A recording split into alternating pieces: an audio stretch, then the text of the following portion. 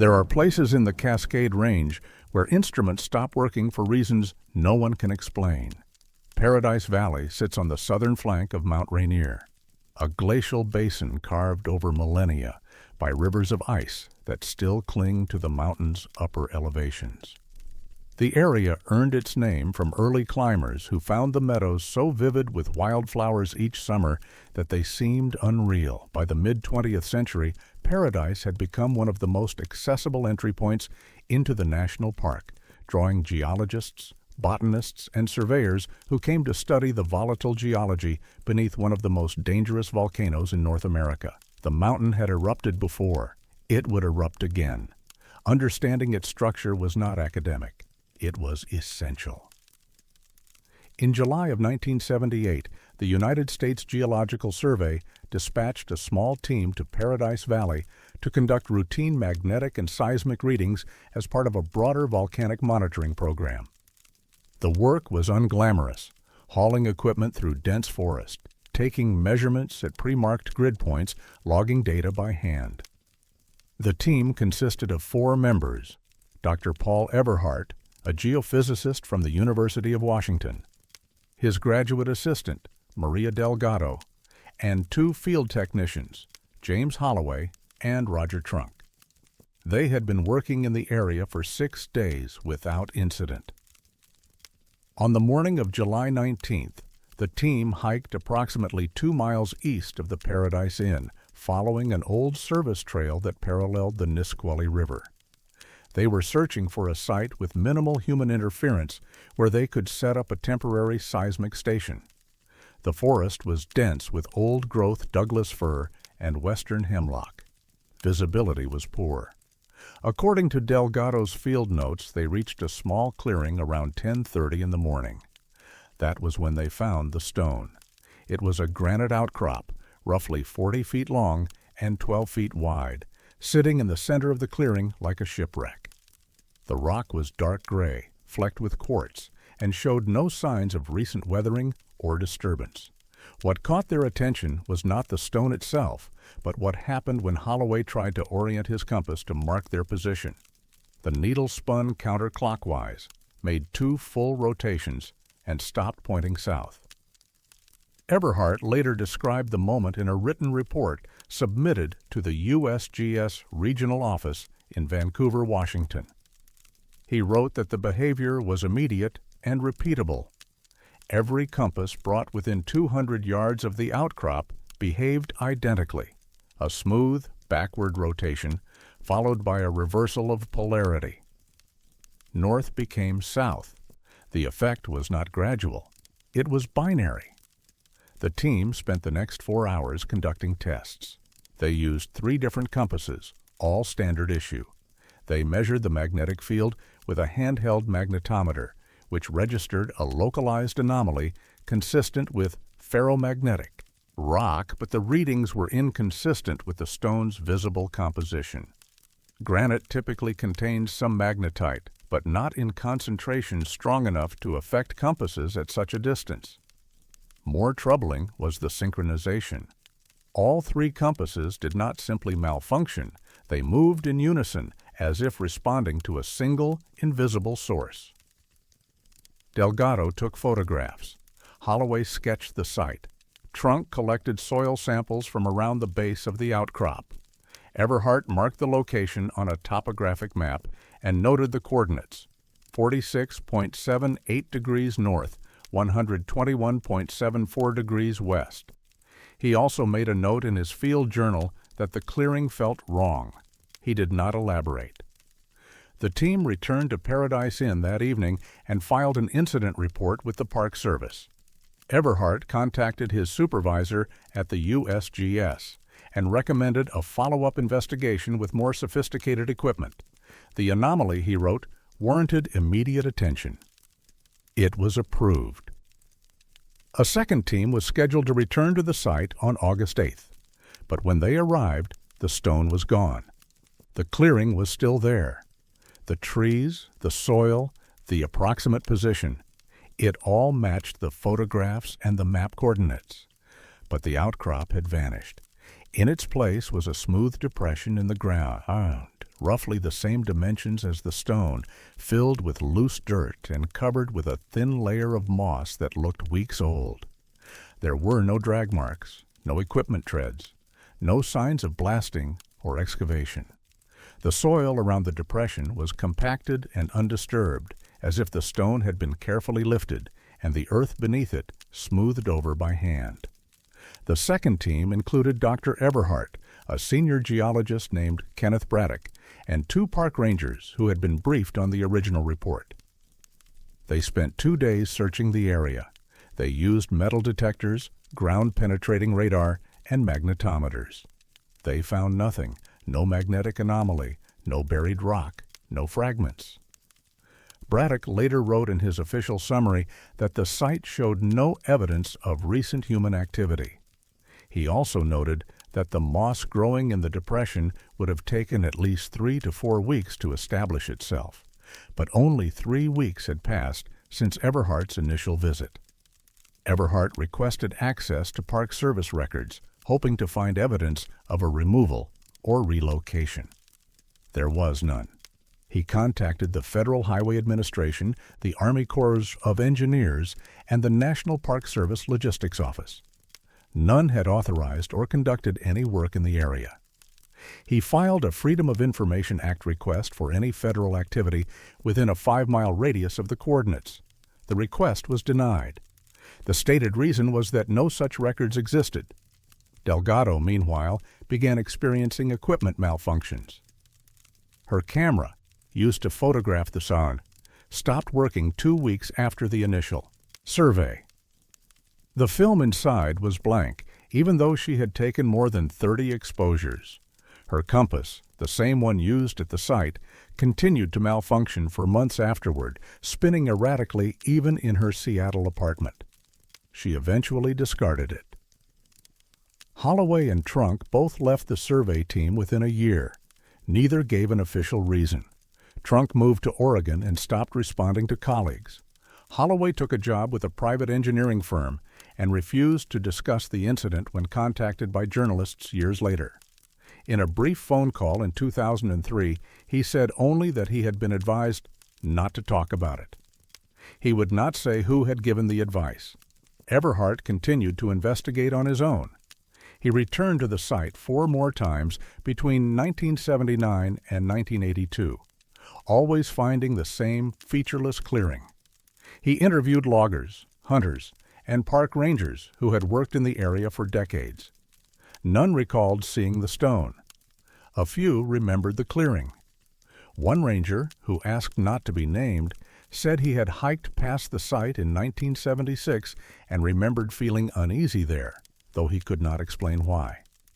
In 1984, Everhart submitted a formal paper to the Journal of Geophysical Research detailing the anomaly and the subsequent disappearance.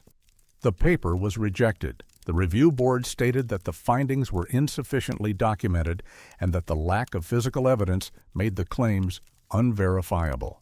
Everhart appealed. The appeal was denied.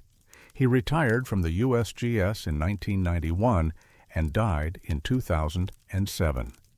His personal research files were donated to the University of Washington Library, but the section related to the Paradise Valley incident was never cataloged. A librarian later reported that the files had been misfiled and could not be located. The photographs taken by Delgado were never recovered. The soil samples collected by Trunk were logged into the USGS sample archive, but were marked as lost in transit. The magnetometer readings were stored on magnetic tape, which degraded before being digitized. The only remaining evidence of the incident is Everhart's original field report, a single carbon copy stored in a filing cabinet in the basement of the Vancouver USGS office. It was discovered by accident in 2012 during an office renovation. There is no official explanation for what the team found or where it went. Park Service records show no excavation permits issued for Paradise Valley in 1978. Satellite imagery from the period is too low resolution to confirm or deny the presence of a large stone. Interviews with federal employees who worked in the area during that time yielded no new information. Most had never heard of the incident. A few had heard rumors but could not recall details. The clearing still exists. Hikers occasionally pass through it. Compasses work normally now. The ground is level and unremarkable. There is no plaque, no marker, no mention of what was once there. But every few years, someone hiking off-trail in Paradise Valley reports finding a patch of ground that feels colder than it should, or a clearing where their phone loses signal, or a place where they feel watched even though no one is around. And sometimes they say their compass spins backward, just once, just for a moment.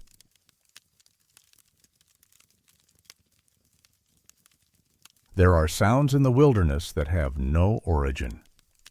Mowich Lake sits at 4,929 feet on the northwest corner of Mount Rainier National Park, accessible only by a narrow gravel road that closes each winter under 15 feet of snow. The lake is glacial, fed by runoff from the Flett and North Mowich glaciers, and remains cold enough throughout summer that few people swim in it. The surrounding forest is dense with old-growth cedar and hemlock, and the campground, a small loop of 14 sites, sees relatively light use compared to the more accessible areas on the mountain's southern flank. It is quiet there, remote, the kind of place people go to escape. The lake has no documented history of tragedy, no drownings, no missing persons. The area was used seasonally by the Puyallup and Nisqually peoples for centuries before it became part of the national park system in 1899. But there are no recorded stories tied specifically to the lake itself. It was named by early surveyors, the word Mowich meaning deer in the Chinook trade language. By all accounts, it was an unremarkable body of water in an unremarkable corner of the park. That changed in August of 1983. On the night of August 14th, a group of 6 campers staying at sites 9 and 10 reported hearing singing. It began at exactly 2 o'clock in the morning. The sound came from somewhere above the lake, high on the ridgeline to the east, where the terrain rises steeply toward Tolmy Peak. All 6 campers woke to it. They described it as choral music, multiple voices, male and female, singing in harmony. The melody was slow, repetitive, and unfamiliar. None of them recognized the song, but all agreed it sounded like a hymn. The group included 2 married couples, Daniel and Rebecca Ortiz from Spokane, and Martin and Claire Voss from Portland, along with 2 friends, Kevin Shape and Angela Ruiz, both from Seattle. They had arrived 2 days earlier and had been hiking the Wonderland Trail during the day. The night of the 14th was clear and moonless. The temperature had dropped into the 40s. According to the statements they later gave to park rangers, the singing lasted approximately 17 minutes. It did not grow louder or softer. It did not move. It simply continued, sustained and even, as if performed by a choir standing still in the forest above them. Daniel Ortiz later said the sound was so clear he could distinguish individual voices. Rebecca Ortiz said it felt like it was coming from directly overhead, even though the ridgeline was more than 1,000 feet above the lake. All 6 felt the urge to leave their tents and walk toward the sound. Kevin Shape said he was halfway to the trailhead before he realized what he was doing and stopped himself. Angela Ruiz said she had put on her boots and unzipped her tent before Claire Voss called out and asked if anyone else was hearing it. That broke the spell, she said. Once they started talking to each other, the compulsion faded, but the singing continued. At 2:17, it stopped.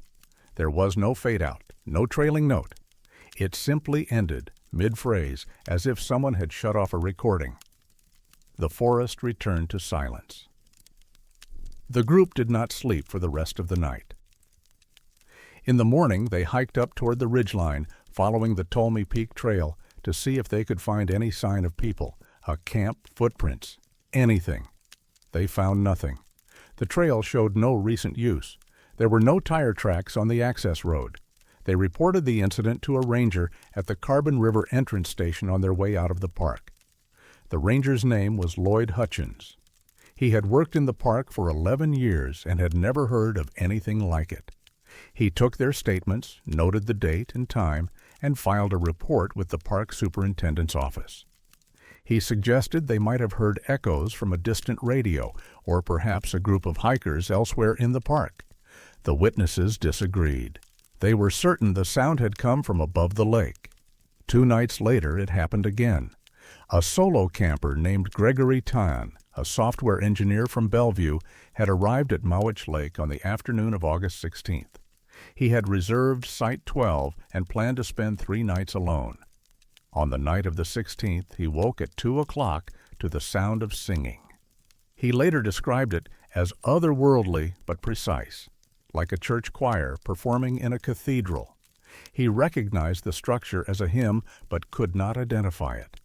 He said he had grown up attending a Lutheran church and knew dozens of traditional hymns by heart. This was not one of them. Tan recorded the incident in his journal and hiked out the following morning, cutting his trip short. He stopped at the ranger station and asked if anyone else had reported hearing music at the lake. Hutchins told him about the group from 2 nights earlier. Tan provided his contact information and left. The singing occurred again on the nights of August 18th, 20th, 21st, and 22nd. Each time, it began at 2 o'clock and lasted 17 minutes. Each time, campers described the same melody, the same harmonies, the same compulsion to walk toward it. By the 5th occurrence, word had spread among park visitors. People began staying at Mowich Lake specifically to hear it. On the night of August 22nd, there were more than 30 people camped at the lake. 12 of them reported hearing the singing. The others heard nothing. Those who did hear it said it was identical to previous nights, clear, sustained, and coming from the ridgeline. Those who did not hear it said the night was completely silent. They were standing less than 50 feet. From people who claimed to be listening to a choir, park rangers responded by conducting a search of the area on August 23rd. A team of 6 rangers and 2 volunteers hiked the Tolmie Peak Trail and the surrounding ridgelines, looking for evidence of a camp, a speaker system, or any other explanation. They brought a portable radio to test for signal interference. They found nothing, no equipment, no footprints, no indication that anyone had been in the area. The National Park Service contacted the University of Washington's Department of Atmospheric Sciences to inquire whether temperature inversions or other weather phenomena could create auditory illusions in mountainous terrain. The response was inconclusive. While temperature inversions can carry sound across long distances, they do not create sound, nor do they explain why only some people at the lake heard it while others did not. A journalist from the Seattle Times visited Mowich Lake in early September and interviewed several witnesses. Her article, published on September 12, 1983, presented the incidents as a minor curiosity, a potential hoax or mass suggestion. She interviewed Hutchins, who stated that the park had no explanation and was treating it as a closed matter unless new evidence emerged. The article mentioned that the singing had not been reported after August 22nd, but the story did not end there. In October of 1983, a musicologist named Dr. Helen O'Rourke from the University of Oregon read the article and contacted several of the witnesses. She asked them to hum or describe the melody they had heard. 4 of them provided recordings. Rourke analyzed the recordings and determined that all 4 were humming the same melody, a 16-bar structure in a minor key with a specific harmonic progression. She could not identify it. She consulted with colleagues in ethnomusicology and hymnology. None recognized it. Rourke submitted her findings to the Park Service and requested access to any audio recordings made by visitors during the incidents. She was informed that no such recordings existed. Multiple witnesses later confirmed they had attempted to record the singing using cassette recorders, but all of the recordings came back blank or filled with static. Kevin Shape said his tape recorder had been functioning perfectly before and after the incident, but the 17 minutes during which the singing occurred contained only a low hum. In 1984, Rourke returned to Mowich Lake and spent 5 nights camping there in mid-August. She brought professional audio equipment and hoped to document the phenomenon. Nothing happened. The nights were silent. She returned in 1985 and 1986 with the same result. The singing has not been reported since August of 1983. Park records show no similar incidents before or after that summer. Hutchins retired in 1992 and declined to be interviewed about the case in later years. Most of the original witnesses have moved on and do not speak publicly about what they heard. Angela Ruiz, in a brief email exchange in 2009, said she still thinks about it but has no explanation. She said she has never heard anything like it since, and she does not camp alone anymore. Mowich Lake remains open to the public. The campground operates every summer from July through September, depending on snowmelt. Hikers still use the Tolmy Peak Trail, and the area sees steady but light use. There are no warnings posted, no markers. The incident is not mentioned in park literature, but some who camp there still wake at 2 in the morning and listen. And sometimes they say, the forest feels like it is holding its breath.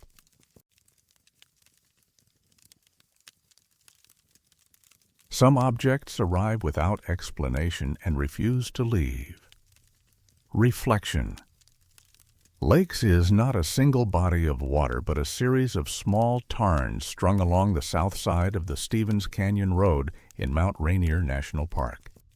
The lakes sit at approximately 4,800 feet, formed in depressions carved by glacial retreat thousands of years ago. On clear days, the summit of Mount Rainier reflects perfectly in the still water, giving the lakes their name.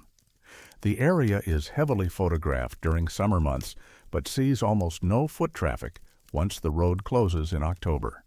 By November, the lakes are often frozen, buried under early snow, and inaccessible until the following June. The Stevens Canyon Road has a reputation among park staff. It is narrow, winding, and prone to rockfall.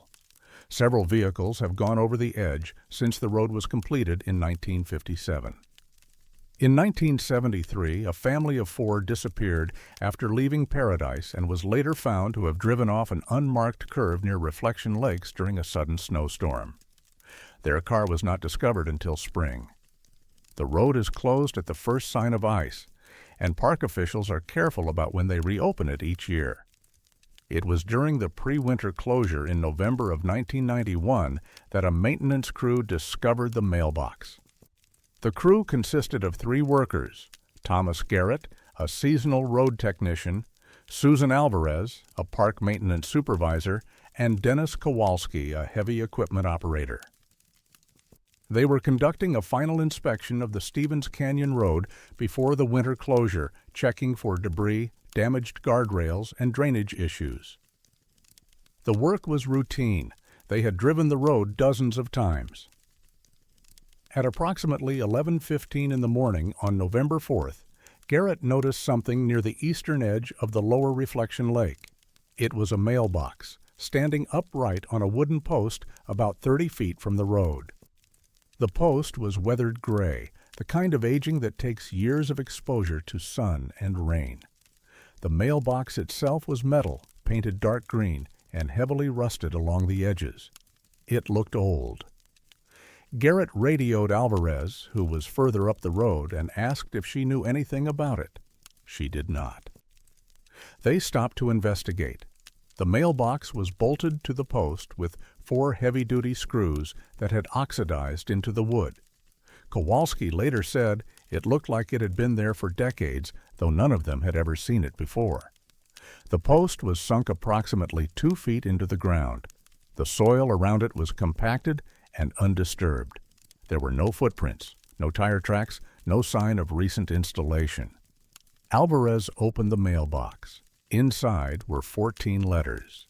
Each letter was in a standard white envelope, handwritten addresses on the front, with stamps and postmarks. The envelopes were yellowed with age, but intact. Alvarez did not open them at the site.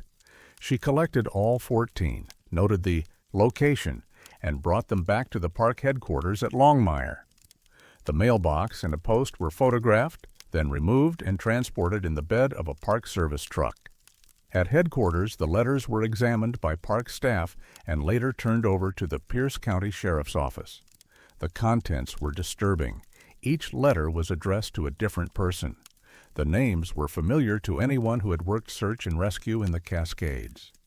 They were the names of people who had disappeared in the mountains between 1967 and 1989. 14 names, 14 unsolved cases. The first letter was addressed to Michael Frazier, a 23-year-old climber who disappeared on Mount Stewart in 1967 during a solo summit attempt. His body was never recovered. The letter was postmarked October 9, 1967, one day after he was reported missing. The second was addressed to Linda Kohler, a 31-year-old teacher who vanished while hiking the Pacific Crest Trail near Snoqualmie Pass in 1972. She was last seen on August 14th. The letter was postmarked August 15th. The pattern continued. Every letter was addressed to someone who had disappeared. Every postmark was the day after they were reported missing.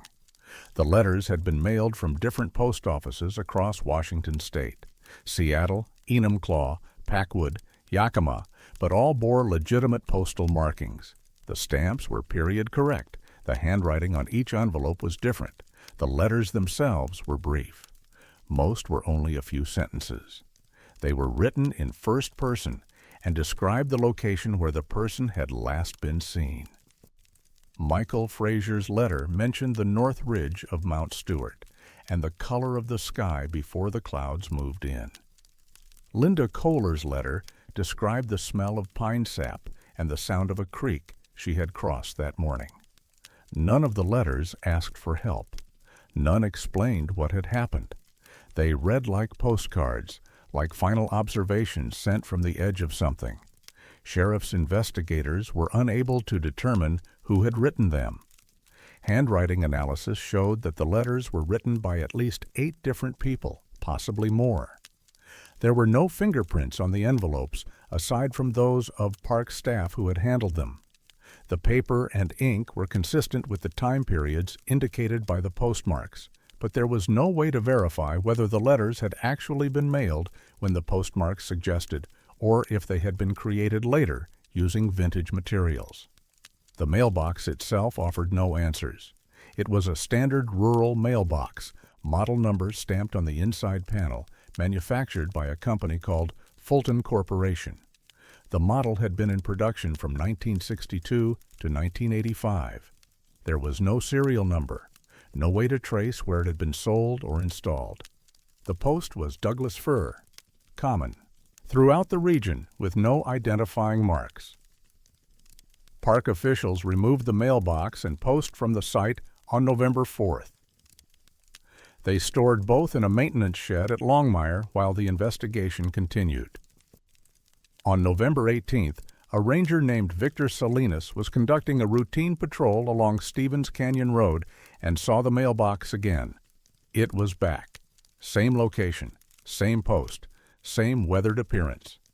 Salinas radioed headquarters and confirmed that the mailbox in the shed was still there. He took photographs of the one at Reflection Lakes. It was identical. The post was sunk into the ground in the exact same position. The soil around it looked undisturbed, as if it had been there for years. Park officials removed it a second time. They also placed trail cameras near the site to monitor for any human activity. The cameras ran for 2 weeks and recorded nothing unusual. No vehicles, no hikers, no movement of any kind. On December 2nd, the mailbox was back. This time, it was empty. The third removal was conducted by a team of 4 park employees, including Alvarez and Garrett. They documented the site extensively, took soil samples, and removed both the mailbox and the post. They also installed a wooden marker in the exact location to see if it would be tampered with. The mailbox was locked in a storage facility off-site, more than 20 miles from the park. On December 19th, a winter road crew reported seeing the mailbox again. The marker was gone. The post and mailbox were back in the same position, weathered and rusted as before. Park officials did not remove it a fourth time. The decision was made to leave it in place and monitor the site periodically. By late December, the Stevens Canyon Road was closed for the season, buried under snow and inaccessible to the public. When the road reopened in June of 1992, the mailbox was gone. The post was gone. There was no evidence it had ever been there.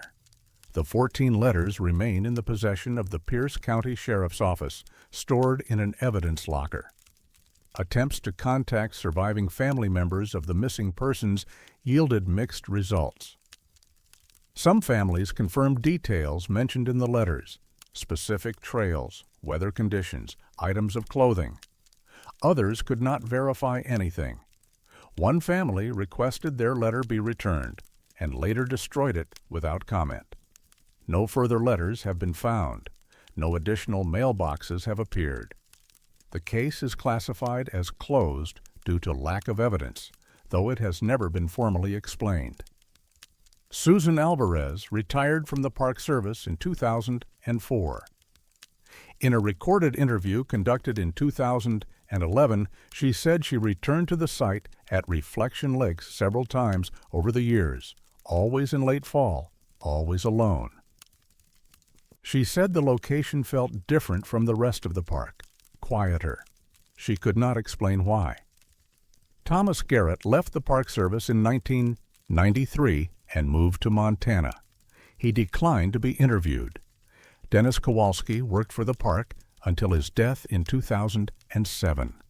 In his personal effects, his family found a photograph of the mailbox taken the day it was first discovered. On the back, he had written a single sentence: "It was waiting for something." The Stevens Canyon Road still closes every winter. Reflection Lakes still freeze. And sometimes on still autumn mornings when the mountain reflects perfectly in the water, hikers report seeing a weathered post standing near the eastern shore. But when they walk closer, there is nothing there.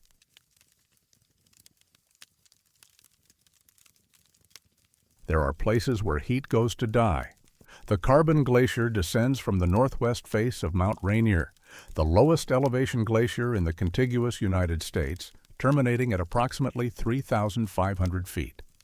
It is also one of the thickest and fastest-moving glaciers in the Cascades, advancing as much as 3 feet per day during peak melt season. The glacier carved the Carbon River Valley over thousands of years, leaving behind a landscape of terminal moraines, glacial till, and unstable terrain prone to flooding. The area is remote, accessed by a poorly maintained road that washes out regularly and sees far fewer visitors than the more accessible parts of the park. The Carbon River Valley has a history of isolation. Early settlers avoided it. The Puyallup people used the area seasonally but left few permanent sites. Loggers worked the lower valley in the early 20th century, but abandoned operations after repeated equipment failures and unexplained accidents. The forest regrew. By the time the area was incorporated into Mount Rainier National Park in 1933, it had returned to wilderness. Few trails penetrate the upper valley. The terrain is difficult and the weather unpredictable. In the summer of 2003, the United States Geological Survey contracted a private environmental research firm to conduct thermal mapping of glacial regions in the park as part of a broader climate study. The goal was to track glacial recession and measure heat absorption patterns in ice fields to model future melt rates. The firm, Northwest Geotech Solutions, deployed a team of 4 researchers equipped with handheld infrared cameras, drone-mounted thermal sensors, and GPS units. The work was methodical and unexciting, hours of data collection in cold, wet conditions. On July 23rd, the team was surveying an area approximately 1 mile east of the Carbon Glacier terminus, near a lateral moraine ridge covered in sparse vegetation. The lead researcher was Dr. Anita Bergstrom, a glaciologist from Portland State University. Her team included 2 graduate students, Lucas Whitmore and Priya Mehta, and a field technician named Isaac Drummond. They had been working in the area for 3 days without incident. At approximately 2:45 in the afternoon, Drummond noticed an anomaly on his infrared scanner. The device was a FLIR thermal camera, standard equipment for the survey, calibrated that morning. It showed a rectangular zone roughly 15 feet by 20 feet, where the thermal signature dropped to black, indicating a complete absence of heat. The surrounding terrain registered normal temperatures for a summer afternoon, between 58 and 62 degrees Fahrenheit. The zone showed 0. Bergstrom assumed it was a calibration error. She checked her own equipment. It showed the same thing. Whitmore deployed a handheld infrared thermometer and pointed it at the area. The readout displayed error symbols. Meta launched a thermal-equipped drone and flew it over the site. The drone's camera registered the same void, a precise rectangular absence of heat in the middle of the valley. The zone was not visibly different from the surrounding area. It was a patch of rocky ground with scattered moss and low shrubs, indistinguishable from the rest of the moraine. There was no snow, no ice, no obvious geological feature that would explain a thermal anomaly. Bergstrom decided they needed to investigate on foot. The team approached the perimeter of the zone carefully. Bergstrom later wrote in her field report that the transition was immediate. 1 step outside the boundary, the air felt normal. 1 step inside, and every instrument stopped working. Her thermometer went blank. Drummond's infrared camera shut off. Meta's GPS unit froze and would not reboot. Whitmore's phone lost power despite showing a full charge moments earlier. But the air inside the zone felt normal. Bergstrom said it was not cold, it was not warm. It was exactly what she would expect for a summer afternoon in the mountains. She could breathe normally. She felt no discomfort. The ground was solid. The plants were alive. Everything appeared ordinary except for the fact that no electronic device would function inside the perimeter. They marked the boundary using stakes and flagging tape. The zone was almost perfectly rectangular, measuring 14 feet 8 inches by 19 feet 3 inches. The edges were precise. Instruments worked up to the boundary line and failed the moment they crossed it. Bergstrom attempted to take a photograph with a digital camera from just outside the perimeter, pointing inward. The camera functioned, but every image came out black, as if the lens cap had been on. They spent the next 2 hours conducting tests. They brought a mechanical thermometer, an old mercury model with no electronic components, into the zone. It registered 59 degrees Fahrenheit. They lit a match inside the boundary. It burned normally. They poured water on the ground and watched it evaporate at a normal rate. By all physical measures, the zone was ordinary. But infrared imaging showed it as absolute 0, and no electronic device brought inside would function again, even after being removed. Drummond lost a $2,000 thermal camera that day. It never powered on again. Meta's GPS unit was similarly destroyed. Whitmore's phone was sent to a repair technician who said the internal components looked as if they had been exposed to an electromagnetic pulse, though there was no evidence of such an event. Bergstrom reported the findings to her supervisor at Northwest Geotech, who forwarded the report to the USGS. A second team was dispatched to the site on August 6th. This team included Dr. Raymond Thatcher, a geophysicist from the University of Washington, along with 2 technicians and a park ranger named Sandra Levine. They brought more sophisticated equipment, including a magnetometer, a radiation detector, and a high-resolution thermal camera mounted on a tripod. The zone was still there. The thermal void remained. Thatcher's equipment confirmed Bergstrom's findings. Infrared showed absolute 0. Physical measurement showed normal temperature. Electronics failed upon entry. Thatcher attempted to use a Geiger counter inside the zone. It stopped functioning immediately. He tried a magnetic compass. It spun erratically, unable to find north. He placed a mechanical wristwatch inside the boundary and left it for 1 hour. When he retrieved it, the watch had stopped. The Park Service closed public access to the area on August 9th, citing unstable terrain and ongoing research. Levine was instructed to monitor the site periodically, but not to interfere with it. Thatcher submitted his findings to the USGS and recommended a full-scale investigation involving multiple agencies. His request was acknowledged, but not approved.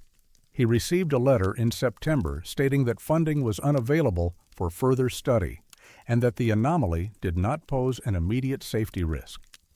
Bergstrom attempted to publish her findings in the Journal of Glaciology. The paper was rejected. The review board stated that the results were insufficiently documented and that the described phenomenon was inconsistent with known physics. She revised the paper and submitted it to 3 other journals. All rejected it. In 2005, she presented the findings at a regional geology conference. The presentation was met with skepticism. One attendee suggested the team had experienced equipment failure due to moisture or cold, despite the fact that the failures occurred in midsummer and affected multiple devices simultaneously. Thatcher returned to the site in 2006 with a team of graduate students. The thermal void was gone. Infrared imaging showed normal heat signatures across the entire area. The ground looked the same. The vegetation was unchanged, but instruments functioned normally. Thatcher placed stakes in the approximate location where the boundary had been and left trail cameras to monitor for any recurrence. The cameras ran for 6 months and recorded nothing unusual. No official explanation has been provided. The USGS does not list the Carbon Glacier thermal anomaly in any public database. Park Service records contain Levine's incident reports, but no follow-up documentation. Bergstrom left academia in 2008 and now works for a private environmental consulting firm. She declined to be interviewed for this account. Thatcher continues to teach at the University of Washington, but does not discuss the incident publicly. In a brief email exchange in 2015, he said only that he could not explain what they had found and that he was not sure anyone could. Drummond kept the broken thermal camera. He stored it in his garage for years, unwilling to throw it away. In 2012, he had it examined by an electronics engineer who specialized in radiation damage. The engineer said the camera's circuitry showed signs of exposure to an intense electromagnetic field, but there was no known natural phenomenon in the area that could produce such a field. The engineer also noted that the damage pattern was unusual.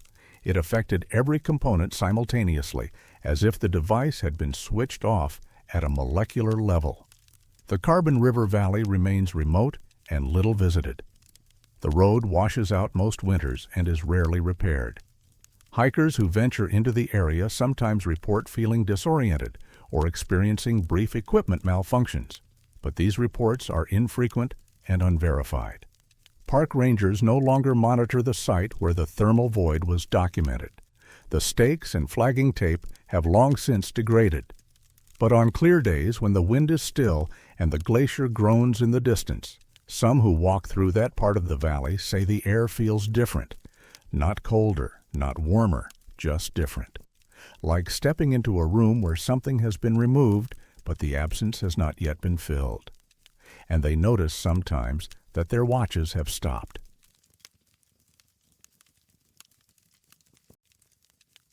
Some trails lead nowhere, no matter how far you walk. The Wonderland Trail encircles Mount Rainier in a 93-mile loop, crossing glacial rivers, subalpine meadows, and dense old-growth forest. It is considered one of the premier backpacking routes in the United States, attracting thousands of hikers each summer who attempt the full circuit or day hike portions of it. The trail gains and loses more than 22,000 feet of elevation as it winds through the park's backcountry, and hikers are warned to carry detailed maps, as certain sections are poorly marked and cell phone coverage is non-existent in most areas. Indian Bar is a remote camping area along the eastern segment of the Wonderland Trail, accessible only on foot and situated at approximately 5,600 feet. The site sits in a glacial valley beneath the Cowlitz Glacier, surrounded by wildflower meadows in summer and steep, unstable slopes prone to rockfall. The area has always been difficult to navigate. Early trail crews noted in their logs that compasses behaved erratically near Indian Bar, and several survey markers placed in the 1930s were later found to be off by as much as a quarter mile from their recorded positions. The first documented case occurred on August 7, 1995. A solo hiker named Colin Bradshaw, a 34-year-old software engineer from Olympia, was hiking north from the Nickel Creek campsite toward Indian Bar. He had started at dawn, intending to cover approximately 8 miles that day. The weather was clear. The trail was dry.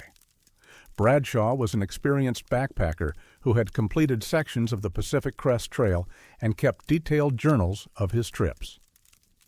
According to his journal entry, written that evening, Bradshaw passed a distinctive lightning-struck snag around 9:30 in the morning. The tree was a western hemlock, split down the middle and blackened by fire, standing alone in a small clearing. He noted it because it was visually striking and made a good landmark. He continued hiking. 2 hours later, he passed the same tree. He assumed he had gotten turned around somehow, though he had not left the trail and had seen no junctions or forks. He checked his map and compass. Both indicated he was moving in the correct direction. He continued. An hour later, he passed the tree again. Then again. By the fourth time, he said he felt a rising sense of panic. He had been hiking for more than 5 hours and had covered what should have been 8 miles, but he kept returning to the same spot. His legs ached. His water was running low. He sat down and tried to make sense of it. His compass still pointed north. His map showed a straight trail with no loops, but the tree was there, unmistakable, every time. On his 5th pass, he stopped and took a photograph. Then he turned around and hiked back the way he had come. Within 20 minutes, he reached Nickel Creek. He packed up and left the park. He did not file a report. He did not tell anyone what had happened until years later, when he read about similar incidents online and contacted park officials. The second case occurred in July of 1997. Emily Vasquez, a 29-year-old graduate student from Eugene, Oregon, experienced the same phenomenon in nearly the same location. She was hiking south from Summerlin toward Indian Bar with 2 friends, Michael Pryor and Leah Donnelly. All 3 reported passing a lightning-struck snag repeatedly over the course of 4 hours. They stopped to photograph it after the 3rd pass, confused and increasingly unsettled. Pryor marked the tree with a piece of flagging tape. When they passed it again, the tape was there. They decided to leave the trail and bushwhack west, hoping to break the loop. After 45 minutes of difficult cross-country travel, they intersected the Wonderland Trail again. The snag was visible 50 yards to their left. They gave up and hiked back to Summerland, cutting their trip short. Vasquez later described the experience as disorienting but not frightening at first, until she reviewed her photographs and realized the shadows in each image were identical, despite the photos being taken hours apart.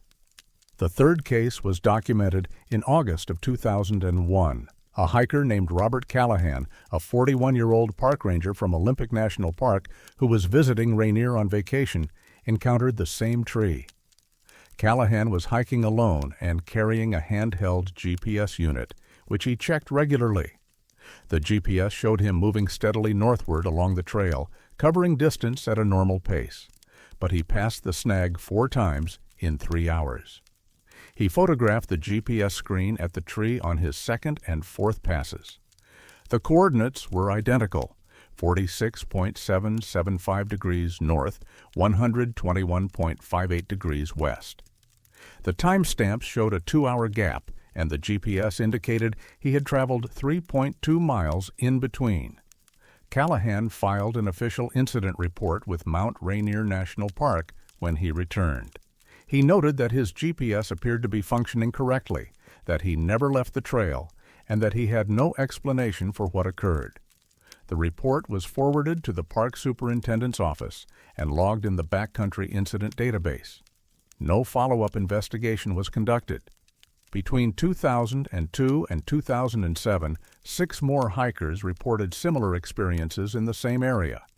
All described passing the same lightning-struck snag multiple times. All said they never turned around or left the trail.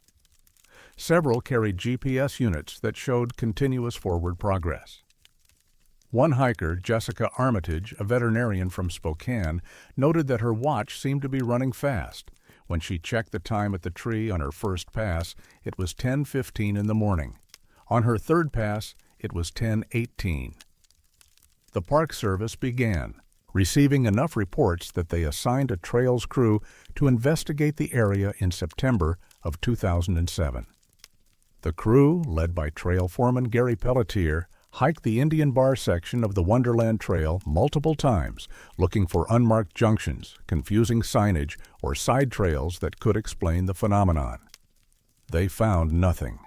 The trail was well defined and showed no branching.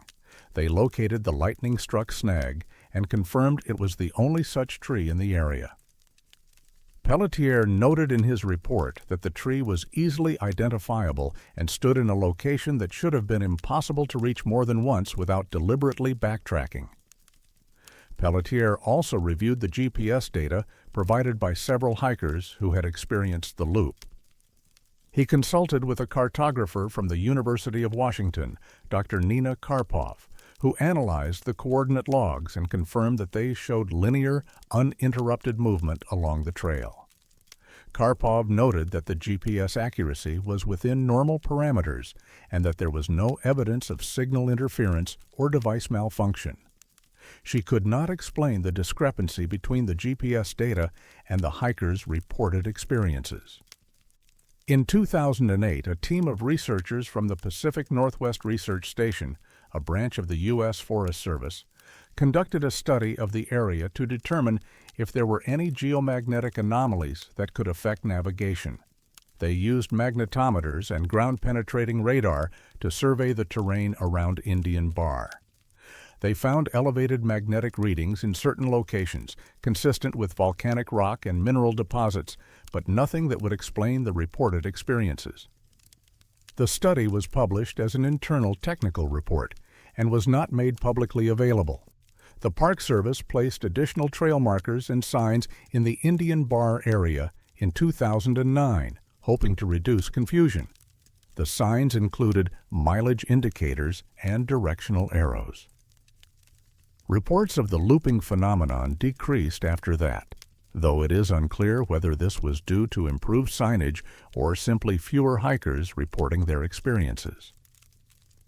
The last documented case occurred in August of 2012. A hiker named Thomas Way, a 36-year-old teacher from Portland, reported passing the lightning-struck snag 3 times over the course of 2 hours. He took video footage on his phone, which showed the tree from different angles, but, according to Way, at times that should have been separated by over an hour.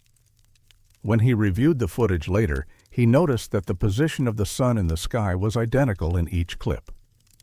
Way submitted the video to park officials along with a written statement. The video was reviewed but not retained in park records. Way was told that the phenomenon was likely caused by dehydration, fatigue, or spatial disorientation, all common issues on long hikes at elevation. He disagreed but did not pursue the matter further. The lightning-struck snag is still there. It stands in a small clearing approximately 1 mile south of Indian Bar, visible from the Wonderland Trail. Trail crews have not removed it, and it has become a minor landmark among hikers who know the stories. Some stop to photograph it, others avoid the area entirely. A few have reported feeling uneasy when they pass it, though they cannot articulate why. The Park Service no longer tracks reports of the looping phenomenon. Incident reports filed after 2012 make no mention of it. Pelletier retired in 2015 and declined to comment on the case when contacted by a journalist in 2018.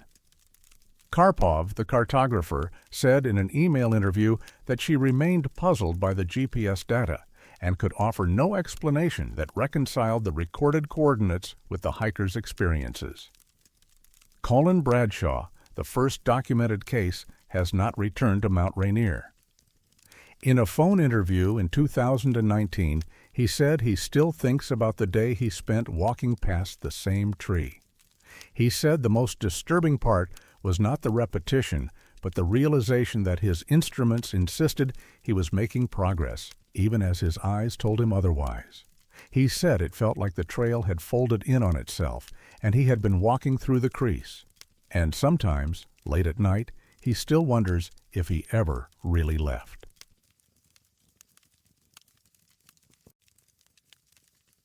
Some laughter does not belong to anyone. Spray Park sits at approximately 6,000 feet on the northwest shoulder of Mount Rainier, accessible by a steep 4-mile trail that gains 2,000 feet in elevation.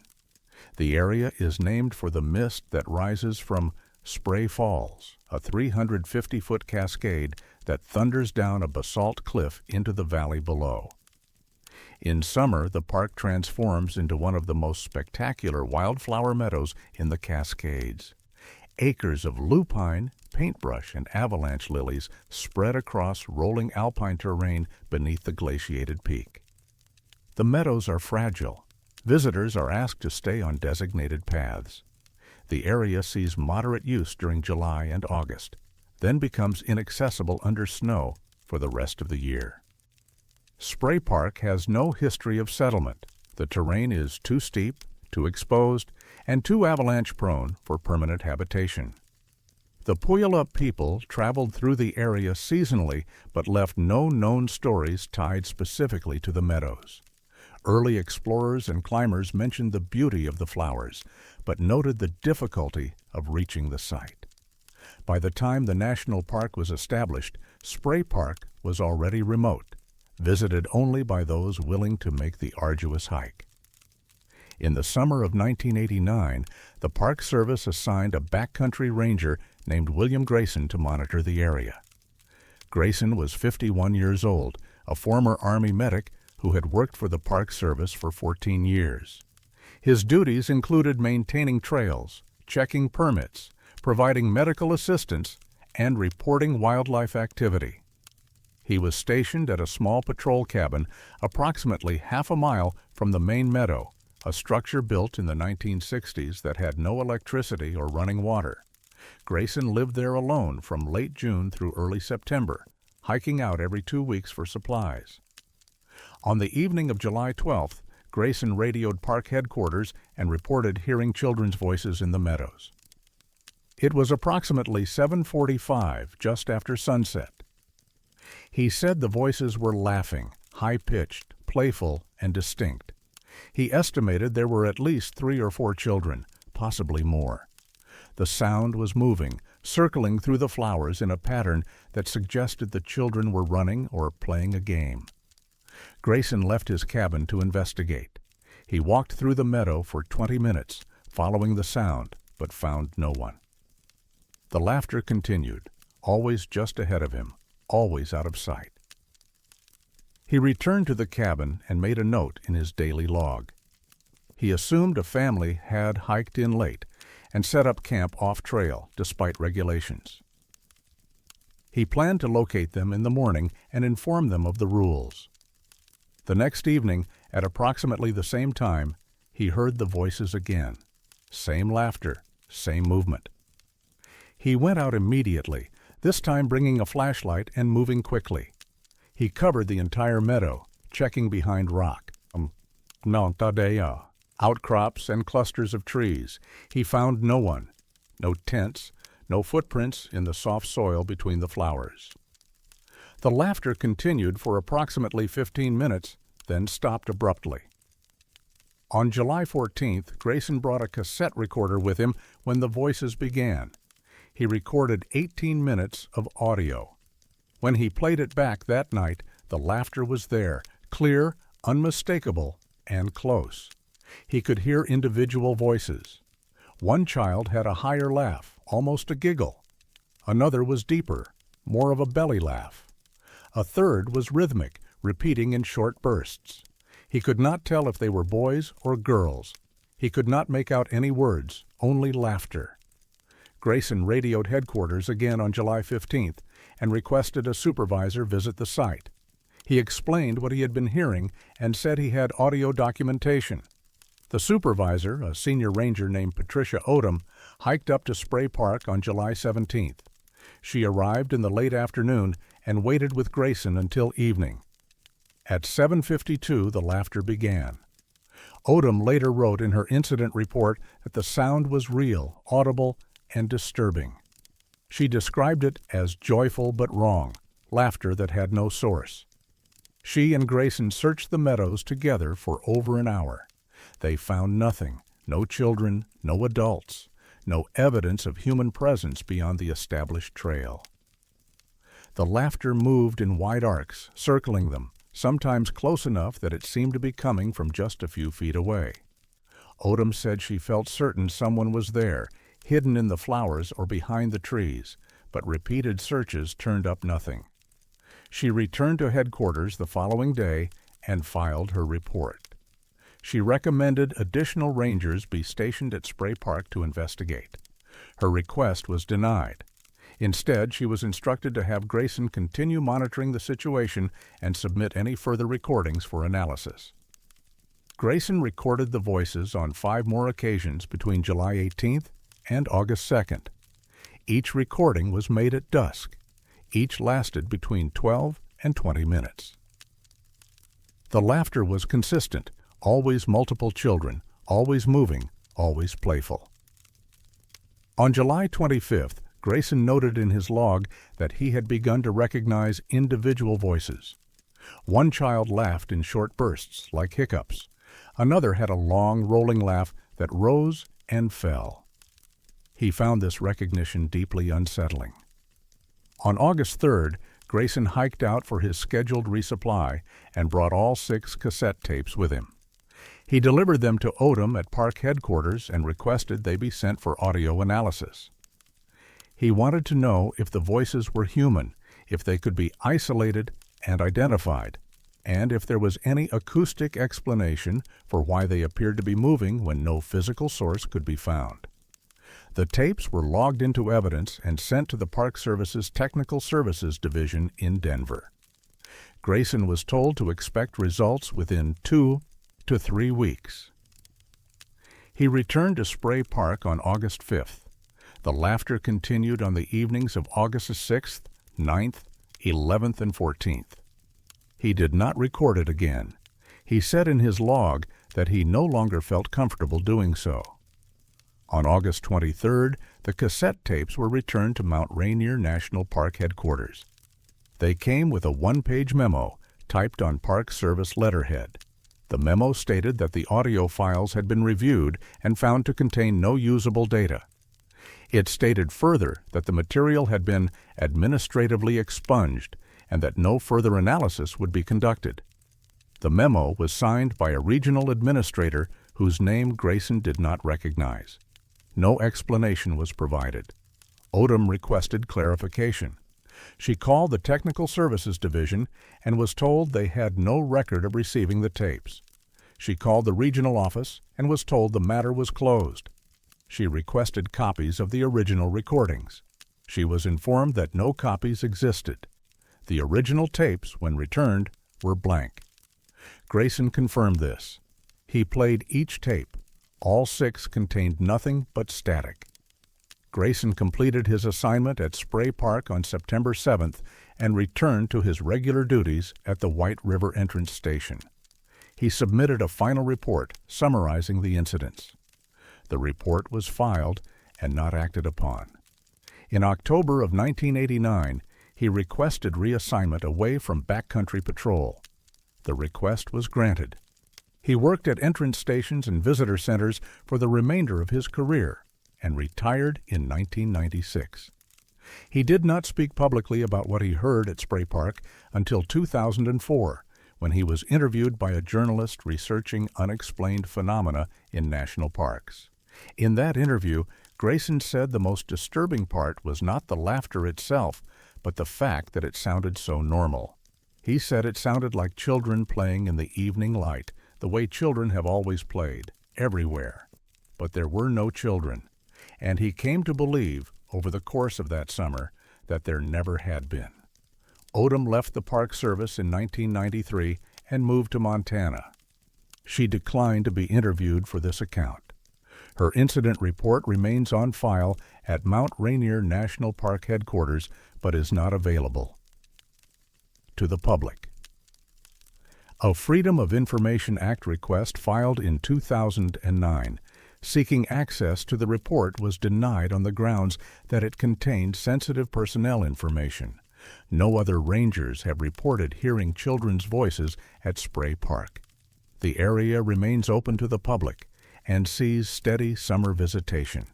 Hikers occasionally mention strange sounds in online trail reports, echoes that seem too clear, laughter that seems out of place. But these mentions are vague and infrequent. Park officials do not comment on them. In 2011, a sound engineer from Seattle visited Spray Park with recording equipment, hoping to document any unusual acoustic phenomena. He spent 3 evenings in the meadows at dusk. He recorded nothing but wind, water from the distant falls, and the occasional bird call. He noted in his blog that the meadow felt unusually quiet for such an open space, as if sound was being absorbed by the flowers. Grayson died in 2017. In his personal effects, his family found a notebook containing daily logs from his time at Spray Park. The entries for July and August of 1989 are detailed and methodical. On August 14th, the final entry about the voices, he wrote, "They are not lost. They are not calling for help. They are simply there. And I do not think they know that I can hear them." The meadows bloom every summer. The flowers open in waves. Lupine first, then paintbrush, then lilies. Visitors come to see them, to photograph them, to walk carefully along the designated paths. And sometimes, when the light is low and the wind is still, people say the meadow sounds different than it should. Not louder, not quieter, just different. Like something is listening back.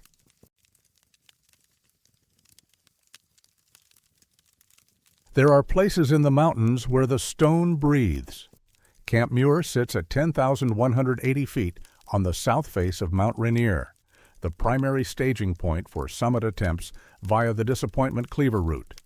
The camp consists of a stone shelter built in 1921, a ranger hut, and a scattered collection of emergency supply caches. It is named after the naturalist John Muir, who climbed the mountain in 1888 and described the upper slopes as a landscape of frozen silence. Approximately 10,000 climbers pass through Camp Muir each year during the summer season, most staying only long enough to rest before continuing upward or descending back to paradise. The terrain around Camp Muir is harsh and unstable. The area sits at the boundary between the Cowlitz and Muir glaciers, where crevasses open without warning and rockfall is constant. Weather conditions change rapidly. Climbers have died from exposure within sight of the shelter. The camp is supplied entirely by helicopter or by guides carrying loads on foot. There is no running water, no electricity, and no reliable cell phone coverage. It is a place defined by endurance and the limits of human capability. The cave was first documented in the summer of 1992. A climbing guide named Derek Paulson was leading a group of 4 clients to the summit on July 26th. They had spent the night at Camp Muir and departed at 1 a.m, intending to reach the crater rim by midday. The climb was uneventful until approximately 7:30, when one of the clients, a man named Howard Lemke from Boise, Idaho, began experiencing symptoms of altitude sickness. Lemke was nauseous and disoriented. Paulson made the decision to turn back. They reached Camp Muir around 9:15 and rested in the stone shelter. Lemke's condition improved after an hour. While the group waited, Paulson noticed a small opening in the rock face approximately 50 yards west of the shelter, near a cluster of boulders deposited by glacial retreat. The opening was narrow, roughly 2 feet wide and 3 feet tall, partially obscured by loose scree. Paulson said he had passed the area dozens of times over the years and had never noticed it before. He approached the opening out of curiosity. As he got closer, he felt warm air on his face. The air was humid and carried a faint smell, like damp earth or wet stone. It was moving, not constantly, but in intervals. A slow exhalation, a pause, then another exhalation. Paulson timed it with his wristwatch. The intervals were consistent, approximately 3 seconds of airflow, followed by a 3-second pause. 18 cycles per minute. Paulson later described the sensation as deeply unsettling. He said the rhythm was too regular to be random, too organic to feel geological. It reminded him of breathing. He called over one of his clients, a physician named Margaret Tan, and asked her to confirm what he was feeling. She did. She placed her hand near the opening and felt the same pulsing airflow. She also noted the warmth and humidity, which were inconsistent with the surrounding environment. The temperature at Camp Muir that morning was in the low 30s. The air coming from the cave felt closer to 70 degrees. Paulson reported the finding to the climbing rangers stationed at Camp Muir. One of the rangers, a man named Vincent Calabrese, investigated the site that afternoon. He confirmed the airflow and the rhythm. He also attempted to peer inside the opening using a flashlight. The cave appeared shallow, extending only a few feet before the passage narrowed and became impassable. Calabrese marked the location on a topographic map and filed a report with the Park Service when he returned to Paradise at the end of the season. The report attracted little attention until the following summer, when a second ranger, Stephanie Novak, returned to the site with a handheld anemometer to measure the airflow. Novak recorded the data over a 2-hour period on August 4, 1993. The results were consistent with Paulson's observations. The airflow pulsed at 18 breaths per minute, with each exhalation lasting approximately 3 seconds. The air temperature measured between 68 and 72 degrees Fahrenheit. Humidity was significantly higher than ambient conditions. Novak also noted something Paulson had not mentioned. She said the longer she stayed near the cave, the more uncomfortable she felt. She described a growing sense of pressure in her chest, as if the air around her was becoming thicker. She left after 2 hours and returned to Camp Muir. That night, she experienced vivid nightmares about being trapped underground, unable to breathe. The dreams continued for 3 weeks. In September of 1993, the Park Service contracted a geological survey team to investigate the cave. The team included Dr. Alan Richter, a geologist from the University of Washington, and 2 graduate students, Monica Suarez and James Tolliver. They brought ground-penetrating radar equipment and a portable seismograph to analyze the structure beneath the opening. The radar survey was conducted on September 18th. The results showed that the cave extended approximately 11 feet into the rock before terminating in solid basalt. There were no chambers, no voids, no fractures that could explain the movement of air. The surrounding rock was dense and continuous. Richter noted in his report that the airflow should not be possible given the structure revealed by the radar. He suggested the phenomenon might be caused by differential pressure in microfissures too small to detect, though he admitted this was speculative. Suarez and Tolliver both spent time near the cave entrance during the survey. Both reported feeling uneasy. Suarez said she developed a headache after 30 minutes. Tolliver said he felt short of breath, despite being well acclimated to the altitude.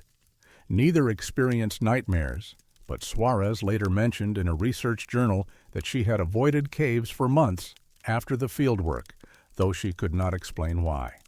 Richter submitted his findings to the Park Service in November of 1993. He recommended further study, including chemical analysis of the air and long-term monitoring of the airflow patterns. The recommendation was noted but not acted upon. Funding for additional research was not allocated. Richter retired in 2001 and declined to revisit the site when contacted by a documentary filmmaker in 2008.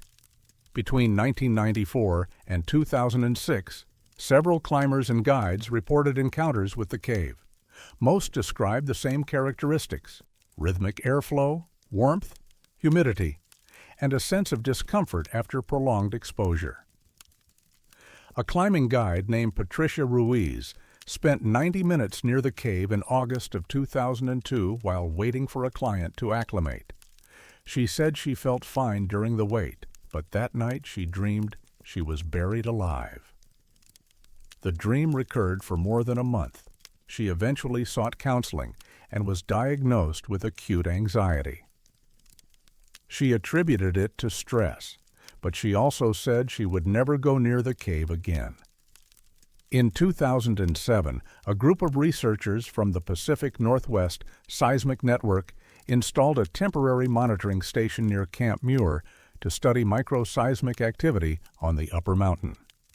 One of the researchers, Dr. Elena Vasquez, mentioned the cave in a field report and noted that she had recorded faint vibrations near the opening that corresponded with the airflow cycles. The vibrations were too weak to be detected without sensitive equipment, but they were present and consistent. Vasquez described them as rhythmic and low frequency, similar to the vibrations produced by large machinery or distant geological processes. She could not identify a source. The monitoring station was removed in 2008. Vasquez published a paper on seismic activity at Mount Rainier in 2009, but the cave was not mentioned. In a brief email exchange in 2013, she said the vibrations had been interesting but inconclusive. She also said she had been advised not to include the data in her publication, though she did not specify who had given the advice or why. The cave remains accessible. It has not been sealed or marked with signage. Climbers occasionally report finding it, though its exact location is not widely known. Some who have been there say the airflow has stopped. Others say it continues. Park Service records contain no official updates on the phenomenon after 2007. Derek Paulson, who first documented the cave, continued working as a climbing guide until his retirement in 2015. In a recorded interview conducted in 2019, he said he returned to the site only once, in 2010. The cave was still there. The airflow was still present. He stayed for less than 5 minutes. He said it felt wrong, like standing too close to something that did not want to be observed. He also said he dreamed about it that night. In the dream, he was inside the cave, crawling deeper, and the walls were closing in. He could hear breathing, but it was not his own. He woke up gasping. The dream never repeated, but he said he sometimes thinks about it when he is guiding clients near Camp Muir. He said he never tells them about the cave. He said there is no point. The stone shelter at Camp Muir still stands. Climbers still pass through on their way to the summit. The glaciers still advance and retreat. And somewhere on the south face, in a narrow opening partially hidden by scree, the mountain exhales. 18 times per minute, every 3 seconds, always.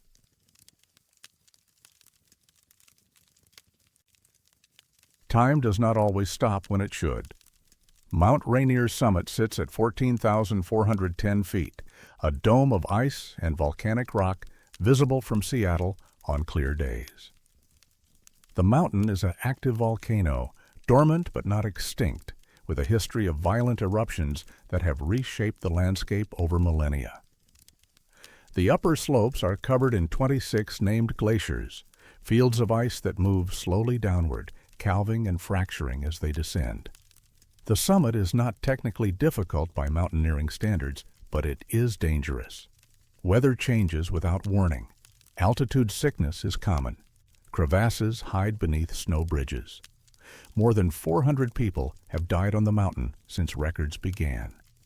The standard climbing route follows the Disappointment Cleaver, a rocky spine that rises between the Ingraham and Emmons glaciers. Climbers ascend from Camp Muir at 10,000 feet, crossing the treacherous Ingraham Flats before pushing to the summit crater. Most attempts are made in summer, when the weather is most stable, though conditions above 12,000 feet remain harsh even in July and August. Rescue operations at altitude are difficult and often delayed by hours or days. Bodies are sometimes left in place, too dangerous to retrieve, slowly consumed by the ice. On September 3, 1982, a solo climber named David Corman set out from Paradise to attempt the summit. Corman was 37 years old, a civil engineer from Tacoma with extensive climbing experience. He had summited Rainier twice before and was familiar with the route. He carried standard equipment: ice axe, crampons, rope, a small pack with food and water, and a first aid kit. He signed the climbing register at the ranger station at 6:45 in the morning, noting his intended route and estimated return time. He was alone. Corman did not return. A search was initiated on September 5th after he failed to check in at the expected time. Park rangers and volunteer rescue teams scoured the route from Paradise to Camp Muir, but found no sign of him. Weather conditions deteriorated on September 6th, bringing high winds and heavy snowfall that forced the search to pause. When conditions improved on September 8th, a climbing team spotted something near the summit crater, just below Liberty Cap, at approximately 14,200 feet. It was Corman's body. He had fallen approximately 300 feet down the north slope, likely during his descent. The fall had been fatal. His body was partially buried in snow, frozen solid, positioned face down with his arms extended. Recovery was delayed due to the altitude and weather. A team of experienced climbers reached the site on September 12th and prepared the body for transport. One of the climbers, a rescue volunteer named Thomas Behringer, noticed that Corman was wearing a wristwatch. The watch was still running. Behringer mentioned this detail in his incident report, noted that the watch appeared to be a mechanical wind-up model with a visible second hand that was moving. He found it unusual, given that Corman had been dead for at least 9 days and exposed to temperatures well below zero. Mechanical watches of that type typically run for 36 to 48 hours after winding, depending on the model. Behringer assumed someone had wound it recently, though he could not explain who or why. The body was transported to Harborview Medical Center in Seattle, where an autopsy was conducted on September 14th. The medical examiner, Dr. Lillian Vasquez, confirmed that Corman had died from massive trauma consistent with a high-altitude fall. Time of death was estimated to be 9 to 10 days prior, based on tissue degradation and environmental factors. The watch was removed from Corman's wrist during the examination and placed with his personal effects. Dr. Vasquez later stated in an interview that she remembered the watch clearly. It was still running when she removed it. She checked the time against the wall clock in the examination room. The watch showed 3:22 in the afternoon. The wall clock showed 3:21. The watch was accurate. She wound it briefly to test the mechanism, which functioned normally. Then she placed it in a plastic evidence bag and set it aside.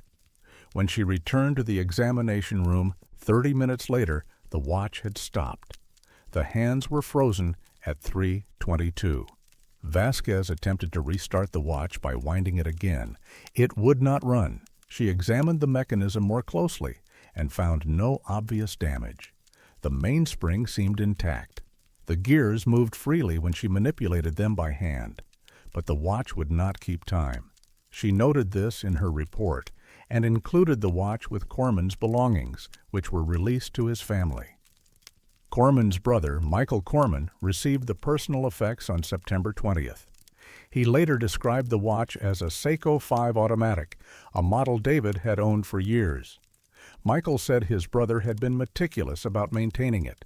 The watch had never failed. Michael took it to a jeweler in Tacoma, hoping it could be repaired. The jeweler, a man named Arthur Peltier, examined the watch and told Michael it was beyond repair. The internal components were intact, but the watch would not run. Peltier said it was as if the mechanism had simply stopped obeying the laws of physics. Michael contacted the Park Service and asked if anyone else had experienced strange equipment malfunctions on the mountain.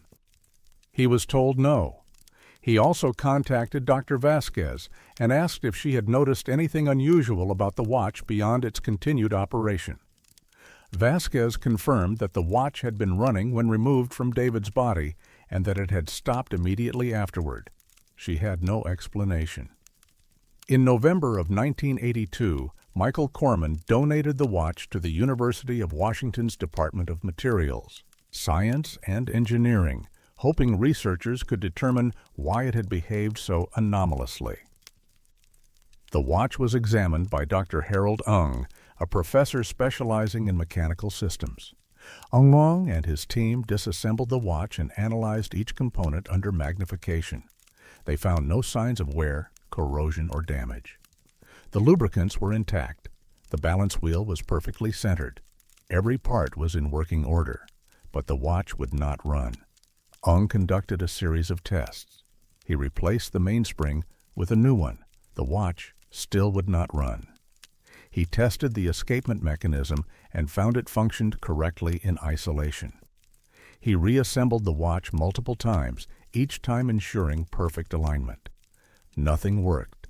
Ung wrote in his final report that the watch appeared to be mechanically sound in every measurable way, yet it refused to operate.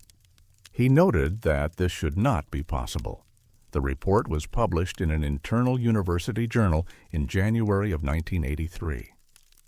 It attracted little attention outside the department. Ung kept the watch in his office for several years, occasionally showing it to students as an example of an unsolved mechanical problem. In 1989, Ung retired and donated his collection of teaching materials to the university archives. The watch was included. It remains there, stored in a climate-controlled vault, cataloged but rarely examined. Michael Corman attempted to learn more about the circumstances of his brother's death. He hiked to the site where David's body was found in the summer of 1983, accompanied by a park ranger. The ranger, a woman named Jennifer Oakes, later said Michael had been quiet during the hike, focused on retracing his brother's final steps. When they reached the approximate location of the fall, Michael asked if anyone else had died in that area. Oakes said yes, several people over the years, though she did not have specific details. Michael also asked if anyone had reported unusual experiences near the summit. Oakes said climbers occasionally mentioned strange sensations at altitude, disorientation, lost time, equipment failures, but these were generally attributed to hypoxia or exhaustion. Michael did not press further. He stood at the site for several minutes, looking out over the glacier, then thanked Oakes and descended. In 1994, a journalist named Sandra Ellison wrote an article about unexplained incidents on Mount Rainier for a regional outdoor magazine. She included a brief mention of the frozen watch based on interviews with Michael Corman and Dr. Vasquez. The article did not receive wide circulation. Ellison later said she had attempted to contact Dr. Ung for additional technical details, but he had declined to be interviewed.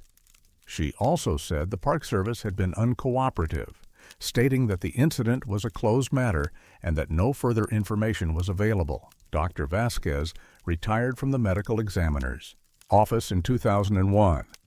In a recorded interview conducted in 2009, she said she had never forgotten the watch. She said it was the only case in her career where she had observed something that directly contradicted her understanding of how physical objects behave. She said she had no explanation then, and she had no explanation now. She also said she sometimes wondered if the watch had been keeping time for David Corman and that it stopped because it no longer had a purpose. Michael Corman died in 2012. His family donated his climbing gear and personal papers to the Mountaineers, a Seattle-based organization. Among the papers was a handwritten letter dated August of 1982 from David to Michael. In the letter, David mentioned that he planned to climb Rainier one more time before winter. He wrote that he wanted to stand on the summit and feel the wind and the cold, and remember what it meant to be alive.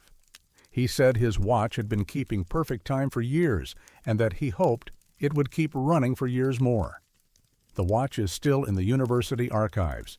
It has not run since September 14, 1982. The hands remain frozen at 3:22. And sometimes, late at night, when the archive is empty and the building is quiet, staff members say they hear a faint ticking sound coming from the vault. But when they check, the watch is always still.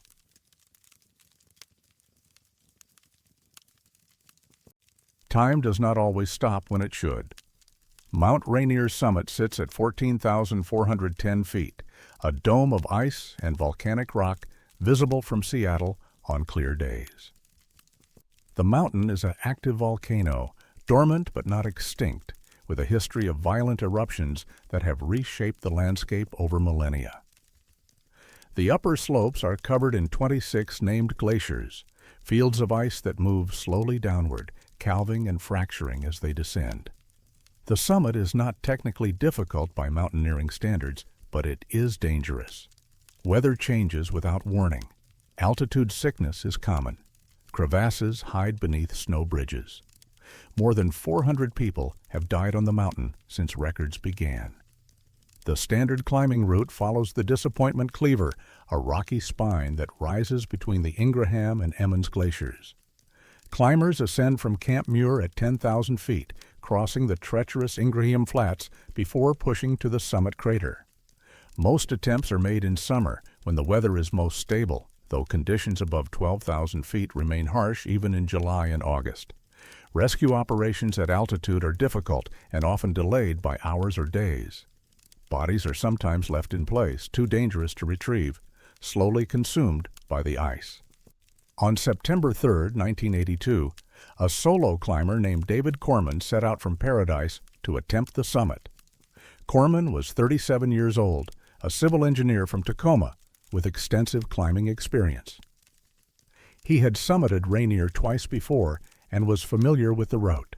He carried standard equipment, ice axe, crampons, rope, a small pack with food and water, and a first aid kit. He signed the climbing register at the ranger station at 6:45 in the morning, noting his intended route and estimated return time. He was alone. Corman did not return. A search was initiated on September 5th after he failed to check in at the expected time. Park rangers and volunteer rescue teams scoured the route from Paradise to Camp Muir, but found no sign of him. Weather conditions deteriorated on September 6th, bringing high winds and heavy snowfall that forced the search to pause. When conditions improved on September 8th, a climbing team spotted something near the summit crater, just below Liberty Cap, at approximately 14,200 feet. It was Corman's body. He had fallen approximately 300 feet down the north slope, likely during his descent. The fall had been fatal. His body was partially buried in snow, frozen solid, positioned face down with his arms extended. Recovery was delayed due to the altitude and weather. A team of experienced climbers reached the site on September 12th and prepared the body for transport. One of the climbers, a rescue volunteer named Thomas Behringer, noticed that Corman was wearing a wristwatch. The watch was still running. Behringer mentioned this detail in his incident report, noted that the watch appeared to be a mechanical wind-up model with a visible second hand that was moving. He found it unusual, given that Corman had been dead for at least 9 days and exposed to temperatures well below zero. Mechanical watches of that type typically run for 36 to 48 hours after winding, depending on the model. Behringer assumed someone had wound it recently, though he could not explain who or why. The body was transported to Harborview Medical Center in Seattle, where an autopsy was conducted on September 14th. The medical examiner, Dr. Lillian Vasquez, confirmed that Corman had died from massive trauma consistent with a high-altitude fall.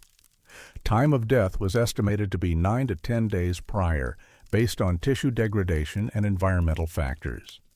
The watch was removed from Corman's wrist during the examination and placed with his personal effects. Dr. Vasquez later stated in an interview that she remembered the watch clearly. It was still running when she removed it. She checked the time against the wall clock in the examination room. The watch showed 3:22 in the afternoon. The wall clock showed 3:21. The watch was accurate. She wound it briefly to test the mechanism, which functioned normally. Then she placed it in a plastic evidence bag and set it aside. When she returned to the examination room 30 minutes later, the watch had stopped. The hands were frozen at 3:22. Vasquez attempted to restart the watch by winding it again. It would not run. She examined the mechanism more closely and found no obvious damage. The mainspring seemed intact. The gears moved freely when she manipulated them by hand, but the watch would not keep time. She noted this in her report and included the watch with Corman's belongings, which were released to his family. Corman's brother, Michael Corman, received the personal effects on September 20th. He later described the watch as a Seiko 5 automatic, a model David had owned for years. Michael said his brother had been meticulous about maintaining it. The watch had never failed. Michael took it to a jeweler in Tacoma, hoping it could be repaired. The jeweler, a man named Arthur Peltier, examined the watch and told Michael it was beyond repair. The internal components were intact, but the watch would not run. Peltier said it was as if the mechanism had simply stopped obeying the laws of physics. Michael contacted the Park Service and asked if anyone else had experienced strange equipment malfunctions on the mountain. He was told no. He also contacted Dr. Vasquez and asked if she had noticed anything unusual about the watch beyond its continued operation. Vasquez confirmed that the watch had been running when removed from David's body and that it had stopped immediately afterward. She had no explanation. In November of 1982, Michael Corman donated the watch to the University of Washington's Department of Materials, Science and Engineering, hoping researchers could determine why it had behaved so anomalously. The watch was examined by Dr. Harold Ung, a professor specializing in mechanical systems. Ung and his team disassembled the watch and analyzed each component under magnification. They found no signs of wear, corrosion, or damage. The lubricants were intact. The balance wheel was perfectly centered. Every part was in working order, but the watch would not run. Ung conducted a series of tests. He replaced the mainspring with a new one. The watch still would not run. He tested the escapement mechanism and found it functioned correctly in isolation. He reassembled the watch multiple times, each time ensuring perfect alignment. Nothing worked. Ung wrote in his final report that the watch appeared to be mechanically sound in every measurable way, yet it refused to operate. He noted that this should not be possible. The report was published in an internal university journal in January of 1983. It attracted little attention outside the department. Ung kept the watch in his office for several years, occasionally showing it to students as an example of an unsolved mechanical problem. In 1989, Ung retired and donated his collection of teaching materials to the university archives. The watch was included. It remains there, stored in a climate-controlled vault, cataloged but rarely examined. Michael Corman attempted to learn more about the circumstances of his brother's death. He hiked to the site where David's body was found in the summer of 1983, accompanied by a park ranger. The ranger, a woman named Jennifer Oakes, later said Michael had been quiet during the hike, focused on retracing his brother's final steps. When they reached the approximate location of the fall, Michael asked if anyone else had died in that area.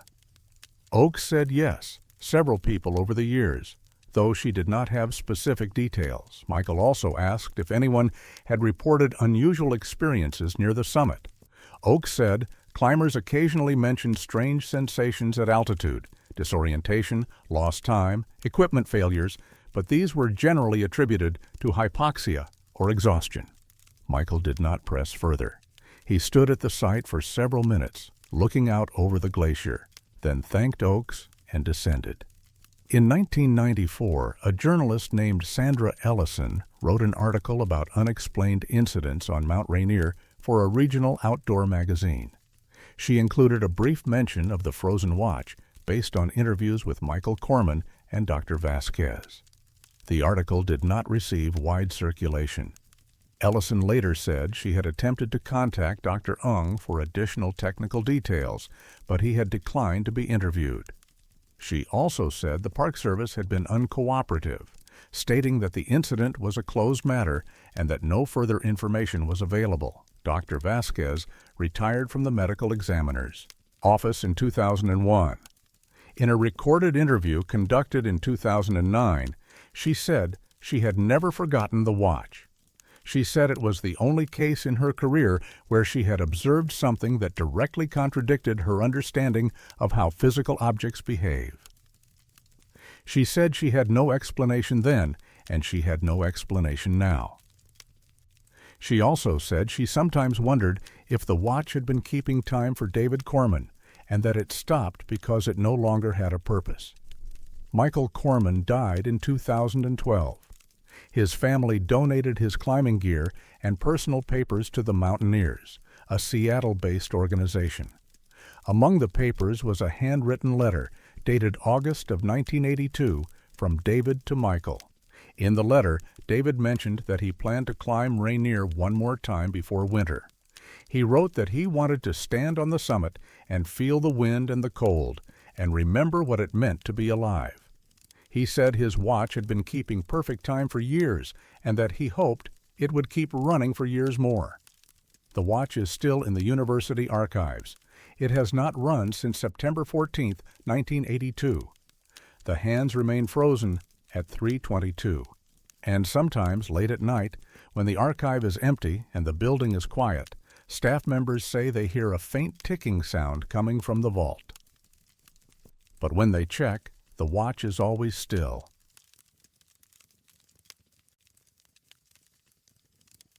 There are storms that do not travel. Sunrise Point sits at approximately 6,400 feet on the northeast side of Mount Rainier, a popular viewpoint accessible by road during summer months. The area offers panoramic views of the mountain's glaciated summit and the surrounding Cascade Range. The parking area accommodates roughly 200 vehicles and serves as a trailhead for several alpine hiking routes. Weather at sunrise is notoriously unpredictable. Storms can form rapidly as moisture-laden air rises against the mountain's slopes, condensing into clouds and precipitation within minutes. Most storms move quickly, driven by prevailing westerly winds that sweep across the Pacific Northwest. They arrive, drop their rain or snow, and continue eastward across the mountains. The area has been used for weather observation since the 1930s, when the Civilian Conservation Corps built the first visitor facilities. Park rangers have long noted unusual weather patterns around Mount Rainier. Lenticular clouds that form and hold position for hours, sudden temperature drops of 20 degrees in minutes, and localized fog banks that appear without warning. These phenomena are generally explained by the mountain's influence on airflow and temperature gradients. They are unusual but not unexplained. What happened on September 14, 1998, was different. The day began clear. Park Ranger Monica Vasquez arrived at the Sunrise Visitor Center at 7:30 in the morning to open the facility for the day. The sky was cloudless. The temperature was 52 degrees Fahrenheit. A light breeze moved through the parking area. By 8 o'clock, Approximately 30 visitors had arrived, most planning day hikes or simply intending to enjoy the views. At 8:47, Vasquez noticed a dark cloud forming directly above the parking area. She later described it as appearing suddenly, without the gradual buildup typical of storm development. The cloud was compact, roughly circular, and positioned in a way that seemed unnatural. It did not drift. It hung in place, directly overhead, while the surrounding sky remained clear. Within 5 minutes, the cloud had darkened and expanded to approximately half a mile in diameter. Lightning began flashing inside it. Thunder followed, loud enough to rattle the windows of the visitor center. Visitors who had been outside hurried back to their vehicles or into the building. Vasquez radioed Park Dispatch to report the storm and request a weather update. Dispatch confirmed that no significant weather systems were forecasted for the area. At 9 o'clock, rain began falling. It was heavy, sustained, and confined entirely to the area beneath the cloud. Vasquez walked to the edge of the parking lot and observed that the rain stopped abruptly at a visible boundary. The asphalt was soaked within the circle of the storm, but 50 feet away, the ground was dry. She took several photographs. The contrast was stark, one side wet, the other untouched. The storm continued for 20 minutes, then stopped. The rain ceased. The lightning stopped. The cloud remained, dark and motionless, but no longer active. Vasquez checked the time. It was 9:20. She stepped outside and walked across the parking lot. The pavement was wet, but already beginning to dry in the morning sun. She looked up. The cloud was still there, stationary, waiting. At 9:40, the storm resumed. Lightning, thunder, rain, identical to the first cycle. It lasted exactly 20 minutes and stopped at 10 o'clock. Visitors inside the center began asking questions. Several wanted to leave, but Vasquez advised them to wait until the weather stabilized. She radioed dispatch again and requested that a meteorologist be contacted. Dispatch acknowledged and said they would follow up. The third cycle began at 10:20. This time the storm included hail. The ice pellets were small, roughly the size of peas, and they fell with enough force to dent vehicle hoods and crack windshields. The sound was deafening. Visitors moved away from the windows. Vasquez recorded the event on a handheld video camera used for park documentation. The footage shows hail hammering the parking lot, while the sky beyond the storm boundary remains clear and blue. At 10:40, the hail stopped. The cloud persisted. By 11 o'clock, word of the storm had spread among park staff. The chief ranger, a man named Gerald Whitlock, drove up to Sunrise from park headquarters at Longmire, a journey that took approximately 90 minutes. He arrived shortly after noon. The storm was in its sixth cycle. Rain again. Whitlock stood in the parking lot with Vasquez and watched the rain fall within the defined boundary while the surrounding landscape remained dry. He later said it looked like the storm was tethered to the ground, as if an invisible column connected the cloud to the earth. Whitlock contacted the National Weather Service office in Seattle and spoke with a meteorologist named Dr. Raymond Keller. Keller reviewed radar data and confirmed that the storm was visible on Doppler radar. He also confirmed something more disturbing. The storm was not moving. Atmospheric systems, by their nature, move. They are driven by pressure gradients, jet streams, and surface winds. A stationary storm, especially one as small and intense as the one at Sunrise, should not exist. Keller said he would send a team to investigate. The storm continued throughout the afternoon. Every 20 minutes, it cycled through a phase. Rain, then calm, then lightning, then calm, then hail, then calm. The pattern was mechanical, predictable, and unnerving. Visitors who had planned to leave found themselves trapped, unwilling to drive through the storm. By 3 in the afternoon, more than 150 people were sheltering in the visitor center or their vehicles. Dr. Keller and a team of 2 meteorologists arrived. At sunrise at 4:30, they brought portable weather stations, anemometers, barometers, and cameras. They set up equipment around the perimeter of the storm and began recording data. Keller noted that wind speed within the storm was consistent with a typical thunderstorm, gusts of 30 to 40 miles per hour. But outside the storm boundary, the air was calm. No wind, no movement. He said it was as if the storm existed in isolation, disconnected from the surrounding atmosphere. The team also measured temperature and humidity. Inside the storm, the temperature dropped to 48 degrees during rain cycles. Outside, it remained in the mid-50s. Humidity inside the storm was near 100%. Outside, it was 60%. The transition between the two zones was abrupt. Keller described it as walking through a curtain. At 5:20, the storm entered what appeared to be a rest phase. The cloud remained, but no precipitation fell. Keller and his team used the lull to take soil and water samples from the parking lot. They wanted to confirm that the rain was ordinary water. Laboratory analysis later showed it was. No unusual chemical composition, no contaminants, nothing that would distinguish it from typical rainfall. At 7:45, as daylight faded, the storm began its final cycle. Rain fell for 20 minutes, then stopped. And at 8:05, the cloud began to dissipate. It did not drift away. It simply dissolved, fading from the edges inward until nothing remained. By 8:15, the sky was clear. Stars were visible. The air was still. Keller and his team examined the parking lot and surrounding ground. They expected to find pooled water, mud, and evidence of the 11 hours of precipitation that had fallen. They found none. The pavement was dry. The soil was dry. There were no puddles, no runoff, no saturation. Keller later said it was as if the rain had never touched the ground. The National Weather Service reviewed all available data over the following weeks.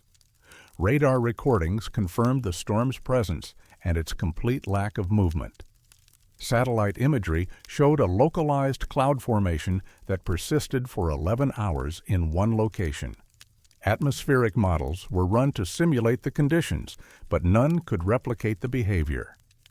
Every simulation showed the storm dissipating within minutes or moving with prevailing winds. A stationary storm of that intensity should not have been possible. Keller submitted a formal report to the National Oceanic and Atmospheric Administration in October of 1998. The report detailed the observations, measurements, and the failure of existing meteorological models to explain the phenomenon. He recommended further study and suggested that the event might represent an unknown interaction between Mount Rainier's topography and atmospheric conditions. The report was filed, but not published. Keller was told that without a repeatable phenomenon or additional data, the case would remain an anomaly. Vasquez continued working at sunrise through the end of the season. She said visitors occasionally asked about the storm, but most seemed to have dismissed it as a strange weather event. A few expressed unease. One visitor, a retired pilot named Gregory Ruiz, told Vasquez he had never seen anything like it in 40 years of flying. He said, "Storms move. They always move. A storm that stays in place," he said, "is not natural." In November of 1998, Vasquez submitted her incident report to park headquarters. She included her photographs and the video footage. The materials were archived but not widely circulated. Vasquez left the Park Service in 2001 to attend graduate school. In a phone interview conducted in 2012, she said she still thought about the storm. She said the most unsettling part was the precision, the 20-minute cycles, the abrupt boundaries, the complete absence of rain evidence afterward. She said it felt orchestrated, though she could not say by what. Whitlock retired in 2006. He declined to speak publicly about the event. Keller continues to work for the National Weather Service, but has not returned to Mount Rainier to study the site. In a brief email exchange in 2015, he said the storm at sunrise remained the most inexplicable weather event he had ever documented. He said atmospheric science has limits, and the storm exceeded them. No similar event has been reported at Sunrise Point since 1998. The parking area operates normally each summer. Hikers come and go. The weather changes, as it always does in the mountains. But some who were there that day say they still check the sky when they visit. They look for clouds that do not move. They listen for thunder that repeats in patterns.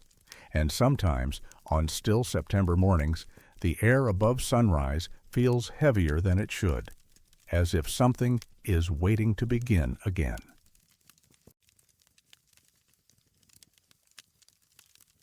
Some structures refuse to stay dismantled. Summerland is a subalpine meadow at approximately 5,900 feet on the eastern flank of Mount Rainier, accessible by a strenuous 8-mile trail that gains 1,500 feet in elevation. The area blooms with wildflowers in late July and August, drawing hikers who camp at a small backcountry site maintained by the Park Service. The meadows are fragile, and visitors are reminded to stay on designated paths to prevent erosion and damage to alpine vegetation. The terrain beyond the maintained trail is rocky, unstable, and prone to sudden weather changes.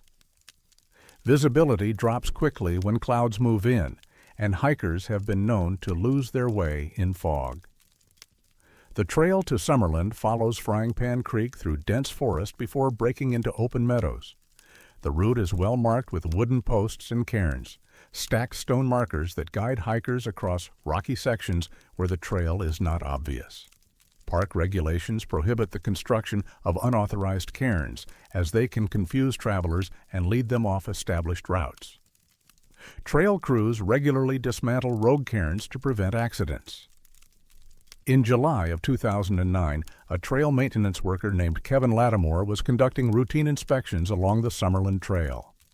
Lattimore had worked for the Park Service for 6 years and was familiar with the area. On July 18th, he reached a section approximately half a mile below the Summerland camping area and noticed a cairn that was not on his map. It stood roughly 4 feet tall, composed of 17 stones stacked in a precise conical shape. The stones were angular, gray, and appeared to be granite or basalt. The cairn was positioned directly on the trail, impossible to miss. Lattimore dismantled it. He scattered the stones into the brush on either side of the trail, as was standard procedure. He made a note in his field log and continued his patrol.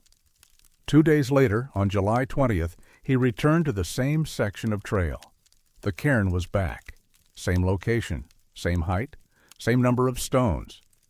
Lattimore assumed another hiker had rebuilt it, though he found it odd that someone would go to the trouble of reconstructing it so precisely. He dismantled it again, this time carrying the stones further from the trail and burying several of them under moss. He photographed the location to document his work. On July 23rd, the cairn was back. Identical placement. Identical structure. Lattimore contacted his supervisor, a woman named Patricia Odom, and reported the situation. Odom instructed him to dismantle it a third time and to install a trail camera nearby to monitor for anyone rebuilding it. Lattimore set up the camera on July 24th, positioning it to capture the section of trail where the cairn had appeared. He dismantled the cairn once more, scattering the stones widely. The camera was motion-activated and designed to record any activity within 30 feet. Lattimore checked the camera on July 26th. The cairn was back. The camera had recorded nothing. No hikers, no wildlife, no movement of any kind. The footage showed the empty trail, then a gap of several hours during which the camera did not trigger, then the completed cairn standing in place. Lattimore reviewed the footage multiple times. He noted that the cairn appeared between frames, as if it had materialized rather than been constructed. He reported this to Odom, who reviewed the footage herself and agreed that it was unusual. She suggested the camera might have malfunctioned, though it appeared to be functioning correctly in all other respects. Odom instructed Lattimore to leave the cairn in place and to monitor the situation. Over the following weeks, multiple hikers reported seeing the cairn. Several mentioned it in trail logs and online hiking forums, noting that it was oddly positioned and seemed out of place. A hiker named Stephanie Ruiz photographed the cairn on August 2nd and posted the image online, asking if anyone knew its purpose. Another hiker, Malcolm Treadwell, dismantled the cairn on August 5th after reading that unauthorized cairns were discouraged. When he returned to the trailhead 2 days later, he mentioned to a ranger that the cairn had been rebuilt. The ranger confirmed this was a known issue and that the Park Service was investigating. On August 9th, Odom hiked to the site with Lattimore and a geologist named Dr. Howard Eng, who had been contracted by the park to assess trail erosion in the area. Eng examined the cairn and noted that the stones were unusually uniform in size and shape. He collected samples from 3 of the stones for analysis. He also observed that the cairn's construction was precise, each stone balanced perfectly, with no visible mortar or binding material. Ung said the structure was stable and showed no signs of recent disturbance, despite having been dismantled multiple times. Lattimore dismantled the cairn again while Ung and Odom watched. They marked each stone with chalk and scattered them across a wide area, some more than 50 feet from the trail. They left the trail camera in place and added a second camera for redundancy. Both cameras were checked on August 12th. The cairn was back. The stones were in their original positions, chalk marks still visible. The cameras had recorded nothing. Eng conducted laboratory analysis on the stone samples in late August. The results were unexpected. The stones were composed primarily of basalt, which is common in the Cascades, but they contained trace amounts of olivine and rare earth elements that were not consistent with the geology of the Summerland area. Ung compared the samples to rock formations throughout Mount Rainier National Park and found no match. The stones, he concluded, did not originate from the immediate vicinity. He could not determine where they had come from. Odom requested that a more comprehensive investigation be conducted. She contacted the park's chief of resource management, who approved the deployment of additional monitoring equipment. In September of 2009, a team of 3 park employees installed motion sensors, additional cameras, and a seismograph near the cairn site. The equipment was designed to detect any physical activity, human, animal, or geological, that might explain the cairn's repeated reconstruction. The equipment ran for 2 weeks. During that time, the cairn was dismantled 3 more times by park staff. Each time, it reappeared within 24 hours. The monitoring equipment recorded no activity. The seismograph detected no ground vibrations. The motion sensors did not trigger. The cameras showed only the empty trail and the completed cairn. On September 23rd, Dr. returned to the site with a team of graduate students to conduct a more detailed geological survey. They examined the soil around the cairn, looking for evidence of recent disturbance. They found none. The ground beneath the cairn was compacted and undisturbed, as if the stones had been in place for years. Ung also noted that the arrangement of the stones followed a pattern that was not random. The largest stones formed the base, with progressively smaller stones stacked above, each one tilted at a slight angle to create interlocking stability. It was, he said, the work of someone with knowledge of dry stone construction techniques. Ung interviewed several hikers who had passed the cairn in recent weeks. Most described it as unremarkable, just another trail marker. A few said it made them uneasy, though they could not articulate why. One hiker, a woman named Laura Whitlock, said she had stopped to photograph the cairn on September 10th and felt a sudden pressure in her chest, as if the air around her had become heavier. She left quickly and did not look back. The Park Service decided to leave the cairn in place. Odom issued a memo in October stating that the structure posed no immediate safety risk and that efforts to remove it had proven ineffective. She recommended periodic monitoring but no further intervention. The memo was filed and not widely circulated. Ong submitted his geological analysis to the park's research archive, noting the anomalous mineral composition and the cairn's unexplained persistence. He recommended further study but did not pursue the matter after his contract ended. In 2010, a journalist named Marcus Delgado visited Summerland while researching a story about unusual phenomena in national parks. He photographed the cairn and interviewed hikers who had seen it. Several mentioned that the cairn felt wrong, though they struggled to explain the feeling. One hiker said it looked too perfect, as if it had been assembled by something that understood structure but not purpose. Delgado's article was published in a regional outdoor magazine in November of 2010. It attracted little attention. Lattimore continued working on the Summerland Trail through 2013. He said he checked the cairn periodically and found it unchanged. He also said he stopped trying to dismantle it after the first few attempts. There was no point. In a recorded interview conducted in 2016, Lattimore said the cairn had become a fixture of the trail, something hikers expected to see. He also said he never felt comfortable near it. He could not explain why. Odom retired from the Park Service in 2012. She declined to comment on the cairn when contacted by a researcher in 2018. Ong left the University of Washington in 2014 and now works for a private geological consulting firm. In a brief email exchange in 2019, he said that he still had no explanation for the cairn's mineral composition or its repeated reconstruction. He also said he had never encountered anything like it in his career.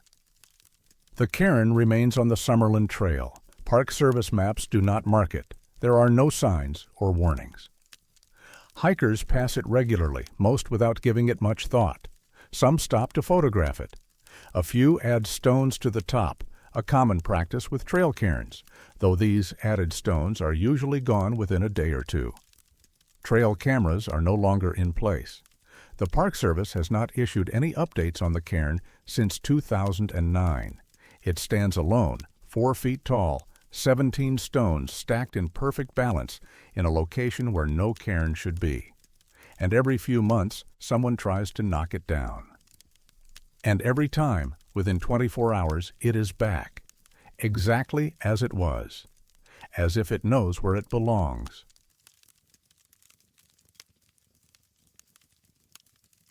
Some smells arrive without a source. Tipsoo Lake sits at 5,240 feet along State Route 410, the Chinook Pass Highway, on the eastern boundary of Mount Rainier National Park. The lake is small, roughly 300 feet across, and sits in a glacial basin surrounded by subalpine meadows.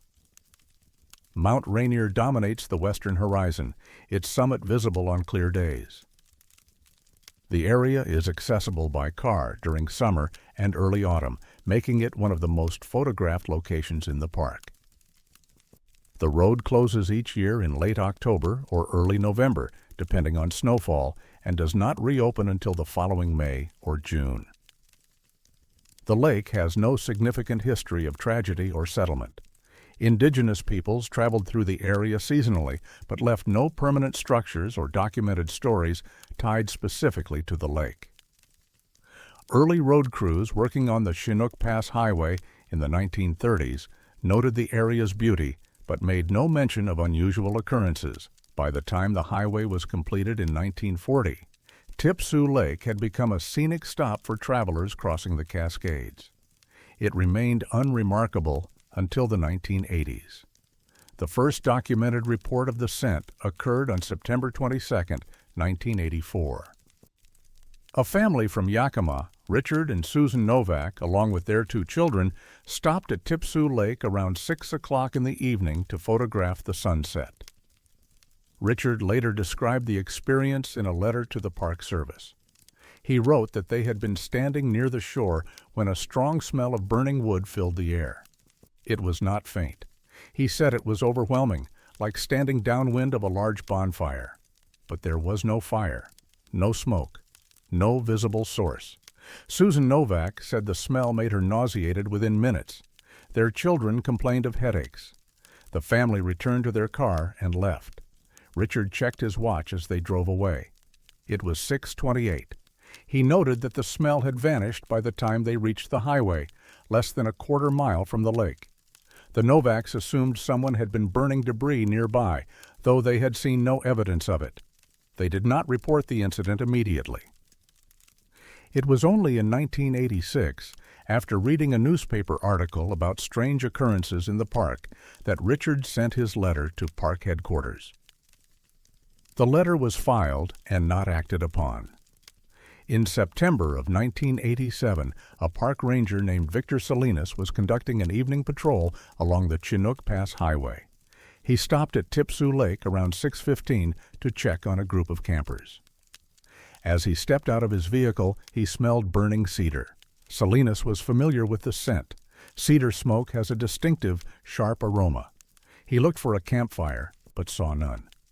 He walked the perimeter of the lake, checking for illegal fires or smoldering debris. He found nothing. The smell persisted for approximately 15 minutes, then stopped abruptly. Salinas noted the time, 6:31. He filed an incident report describing the experience and speculating that someone might have been burning wood illegally in the area. He also noted that the date was September 22nd, the autumn equinox. The following year, on September 22, 1988, Salinas returned to Tipsoo Lake at 6 o'clock. The smell was there again. This time he brought a portable air quality monitor, a device used to detect smoke and particulate matter. The monitor showed no elevated readings, no smoke, no particulate pollution. The air was clean, but the smell was undeniable. Salinas said it was so strong he could taste it. He radioed for backup. Another ranger, a woman named Monica Vasquez, arrived at 6:25. She confirmed the smell. She also noted that it seemed to be localized around the lake. When she walked 50 feet up the highway, the smell disappeared. When she returned to the lake, it was there again.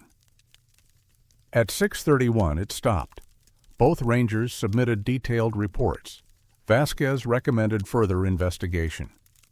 Between 1989 and 1994, the phenomenon was reported 6 more times, always on the autumn equinox, always between 6 o'clock and 6:30 in the evening. Witnesses included hikers, photographers, and park staff. All described the same smell, burning cedar, intense and pervasive. All noted that it caused physical discomfort, including headaches, nausea, and dizziness. None could identify a source. In 1995, the Park Service assigned a team to investigate. The team included Dr. Helena Rourke, an atmospheric scientist from the University of Washington, and 2 park rangers, Salinas and a man named Dennis Kowalski. They arrived at Tipsoo Lake on September 22nd at 5:30 in the evening, equipped with air sampling equipment, thermal imaging cameras, and portable weather stations. At 6 o'clock, the smell began. Rourke activated the air samplers, which drew air through filters designed to capture particulate matter, volatile organic compounds, and other airborne substances. The thermal cameras showed no heat signatures that would indicate fire. The weather station recorded normal temperature, humidity, and wind speed. The smell was present, but no instruments detected anything unusual. Rourke later wrote in her report that the experience was disorienting. She said the smell was real, not a hallucination or a psychological phenomenon. It had a physical presence, but every measurement suggested the air was clean. She collected multiple samples and sent them to a laboratory for analysis. The results showed no trace of wood smoke, cedar oils, or any combustion byproducts. The air samples were indistinguishable from samples taken at other locations in the park. Kowalski, who had served as a wildland firefighter before joining the Park Service, said the smell was identical to cedar, smoke from a fire. He said he had spent years around burning wood and knew the scent well. He also said the intensity was wrong. Real smoke dissipates with distance and wind. This smell did not. It was uniform across the entire lake area, as if it were being generated evenly from all directions. Salinas noted that the smell stopped at exactly 6:31, as it had in previous years. The transition was instant. One moment the air was thick with the scent of burning cedar. The next, it was gone. He said it felt less like dissipation and more like a switch being turned off. The team returned to Tipsoo Lake on September 22nd for the next 3 years, 1996, 1997, and 1998. The phenomenon occurred each time. Same smell, same duration, same lack of physical evidence. Rourke expanded her sampling methods, including gas chromatography and mass spectrometry, but found nothing. She consulted with colleagues in chemistry and environmental science. No one could explain it. In 1999, Rourke attempted to determine if the phenomenon was linked to environmental conditions specific to the autumn equinox. She analyzed weather data, solar radiation levels, and geomagnetic activity for September 22nd over a 10-year period. She found no patterns that correlated with the scent. She also examined geological records to see if volcanic gases or other subterranean emissions might be involved. Mount Rainier is an active volcano, and gas releases are not uncommon. But her analysis showed no evidence of geothermal activity near Tipsoo Lake. The Park Service suspended active investigation in 2000. Rourke submitted her final report, stating that the phenomenon was real but unexplainable given current scientific understanding. She noted that the smell could not be a sensory illusion, as multiple witnesses with no prior knowledge of the event had reported it independently. She also noted that the precise timing, 6 o'clock to 6:31 on the autumn equinox, suggested a regularity that was inconsistent with natural atmospheric processes. The report was filed in the park's research archive and marked as inconclusive. Rourke left the University of Washington in 2003 to take a position with a private environmental consulting firm. She declined to speak publicly about the case. In a brief email exchange in 2011, she said she had no new insights and preferred not to revisit the matter. Salinas retired in 2005. Kowalski transferred to a different park in 2007. Vasquez continued working at Mount Rainier until 2012.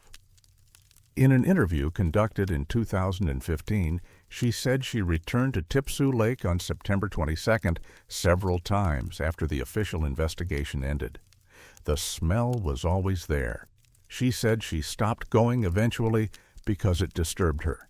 She could not explain why. The phenomenon continues to be reported. Online hiking forums and park visitor logs contain periodic mentions of the scent, though many visitors seem unaware of its history. A hiker named Gregory Tan posted a detailed account in 2018, describing the smell as overpowering and unsettling.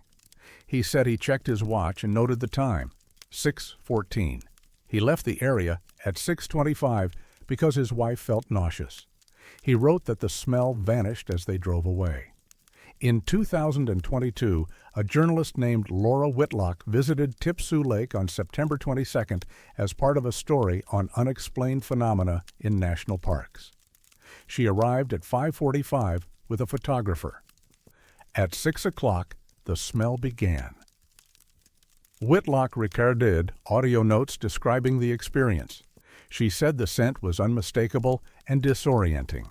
She also noted that birds in the area fell silent when the smell appeared, though she could not confirm if this was coincidental.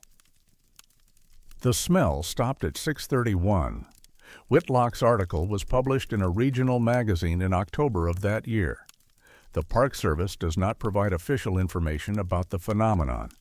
There are no signs or warnings at Tipsoo Lake. Rangers occasionally receive questions from visitors who have experienced the smell, but standard protocol is to suggest it may have been smoke from a distant fire, though no fires are typically burning in the area on September 22nd. Dr. Rourke's air samples remain in storage at the University of Washington. They have not been re-examined. The laboratory reports are archived and publicly accessible, but few have reviewed them. The samples, according to the records, contain nothing unusual. Just air. Tipsoo Lake freezes each winter and thaws each spring. The meadows bloom in summer. Visitors come to photograph the mountain and walk along the shore. And every year on September 22nd, between 6 o'clock and 6:30 in the evening, the air fills with the scent of burning cedar. There is no fire. There is no smoke. There is no source. But the smell is there. And at 6:31, it stops, as if whatever needs to burn has finished burning.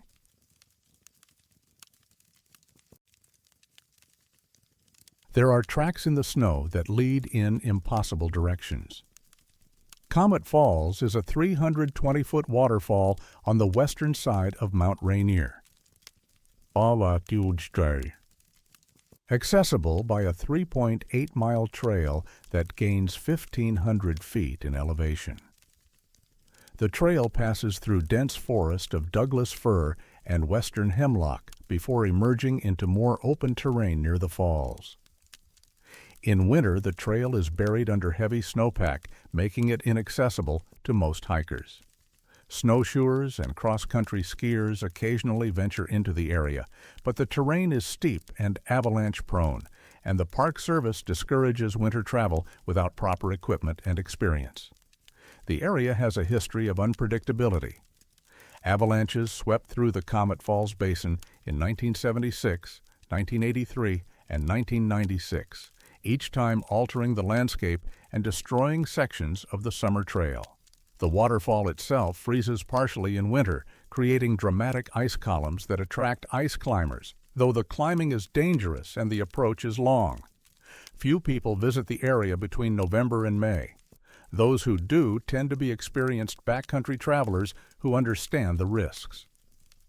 On March 11, 2001, a snowshoer named Thomas Galloway set out alone from the Longmire area with the intention of reaching Comet Falls.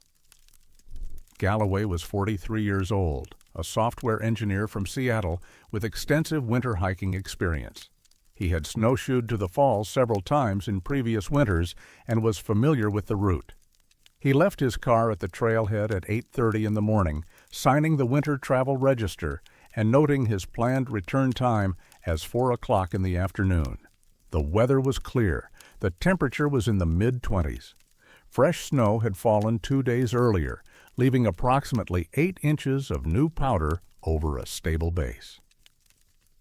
Galloway carried standard equipment, snowshoes, poles, a backpack with food and water, and a handheld GPS unit. He reached the area near Comet Falls around 11 o'clock and stopped to rest and take photographs. While eating lunch, Galloway noticed a set of tracks in the snow approximately 100 feet from where he was sitting. The tracks were unusual. They were human footprints, boot impressions, clear and distinct, but they were facing the wrong direction. The toe of each print pointed backward toward the trailhead. The heel pointed forward toward the cliff face above the falls. Galloway later described his initial reaction as confusion. He assumed someone had walked backward as a joke or a challenge, perhaps retracing their steps in an unusual way. But the tracks were too consistent. The stride length was normal, approximately 28 to 30 inches between prints. The depth was even, suggesting steady, deliberate movement. There were no signs of stumbling or irregularity. Whoever had made the tracks had walked backward with precision for a significant distance. Galloway followed the tracks. They led upward, climbing through the forest toward the cliffs above the waterfall.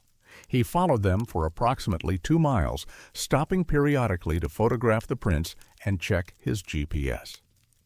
The tracks never deviated. They continued in a straight line, always backward, always consistent. At one point, the tracks passed through a narrow gap between 2 trees. Galloway tested the space and found it barely wide enough for a person to pass through facing forward. Walking backward would have been nearly impossible without colliding with the trunks. At approximately 1:30 in the afternoon, the tracks ended. Galloway found himself standing at the edge of a vertical cliff, a rock face that dropped more than 200 feet into a ravine. The final footprint was less than 3 feet from the edge. Beyond it, there was nothing. No evidence of climbing equipment, no rope marks, no disturbance in the snow along the cliff edge. The tracks simply stopped. Galloway looked over the edge. The cliff was sheer, offering no handholds or ledges. The base of the ravine was filled with snow and broken rock. He saw no body, no equipment, no signs of a fall. He searched the area for additional tracks. Perhaps the person had turned around and walked away, but found none. The only footprints were the backward-facing trail he had followed. Galloway returned to his starting point and examined the beginning of the tracks. They emerged from a dense thicket of brush approximately 50 feet from where he had eaten lunch. He pushed through the brush but found no continuation of the trail. The tracks seemed to begin in the middle of the thicket, as if the person had materialized there and started walking. He took more than 30 photographs of the tracks, documenting their appearance, depth, and spacing. He also measured the prints using a small ruler he carried in his pack. The boot size was approximately men's size 10 or 11. The tread pattern was distinctive, with a deep lug design typical of winter hiking boots. Galloway noted all of this in a small field notebook. He returned to the trailhead at 3:45 and immediately reported the finding to a park ranger stationed at the Longmire Wilderness Information Center. The ranger, a woman named Patricia Odom, listened to Galloway's account and reviewed his photographs. She contacted Park Dispatch and requested a search and rescue team be placed on standby. She also asked Galloway to return to the site with her the following morning to show her the tracks. Odom and Galloway, along with 2 additional rangers, Victor Salinas and Dennis Kowalski, hiked to Comet Falls on March 12th. The tracks were still there, undisturbed by wind or new snowfall. Odom photographed them extensively and made plaster casts of several prints. She also examined the cliff edge where the tracks terminated. She found no evidence of a fall or any disturbance that would indicate a person had gone over the edge. Salinas, an experienced mountaineer, rappelled down the cliff face to search the ravine below. He found nothing. No body, no equipment, no signs of impact. The snow at the base of the cliff was smooth and undisturbed. Salinas said in his report that if someone had fallen from the cliff, there would have been evidence: broken branches, disturbed snow, blood. There was none.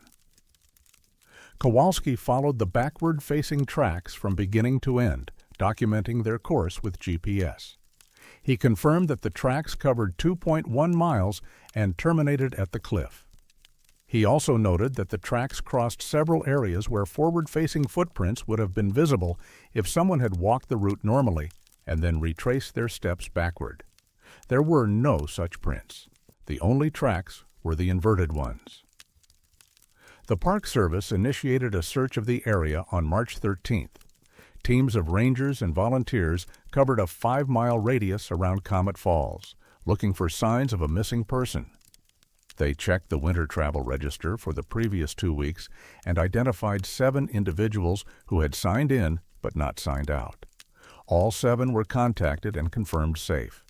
None had been near Comet Falls.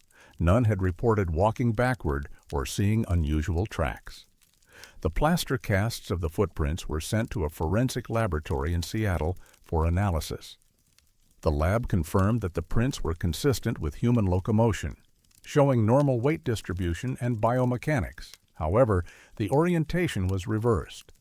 The laboratory report stated that the prints appeared to have been made by someone walking backward, but the stride length and consistency suggested a level of coordination that would be difficult to maintain over 2 miles in snow-covered terrain.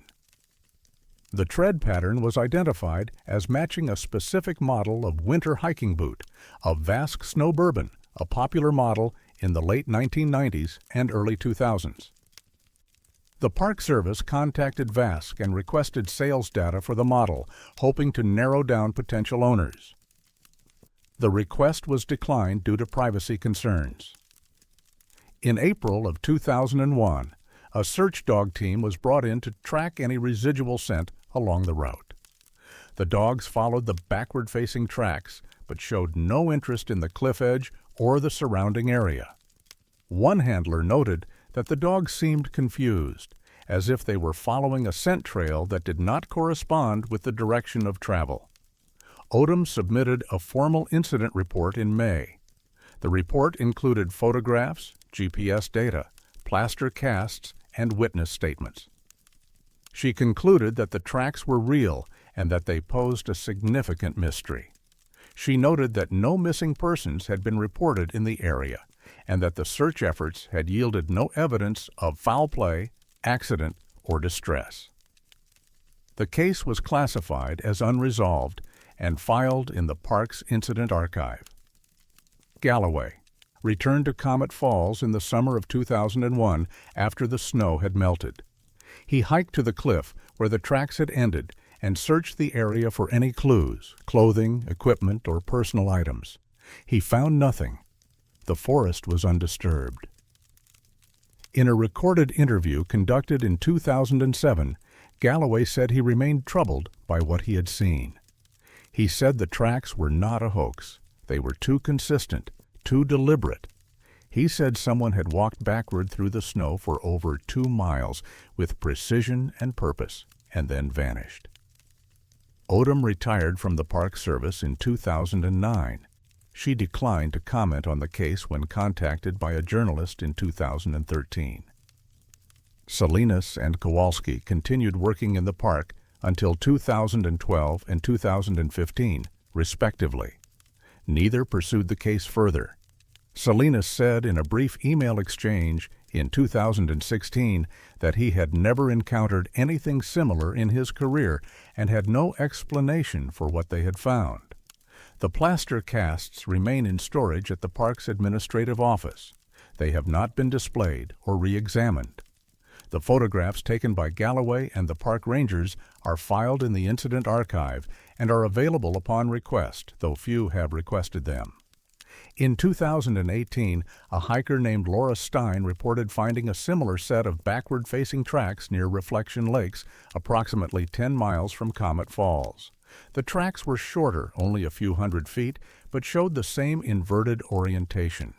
Stein photographed the tracks and submitted the images to the Park Service. The report was acknowledged but not investigated. By the time rangers could respond, new snowfall had covered the tracks. Comet Falls remains accessible to winter travelers. The trail is marked but not maintained during snow season. The cliff where the tracks ended is unmarked and unnamed on maps. There is no memorial, no warning, no indication that anything unusual occurred there. But some who visit the area in winter say they check the snow more carefully now. They look for tracks that face the wrong way. They wonder what it means to walk backward for miles with purpose toward a cliff with no way down. And they wonder where the person went and why the snow showed no signs of them leaving.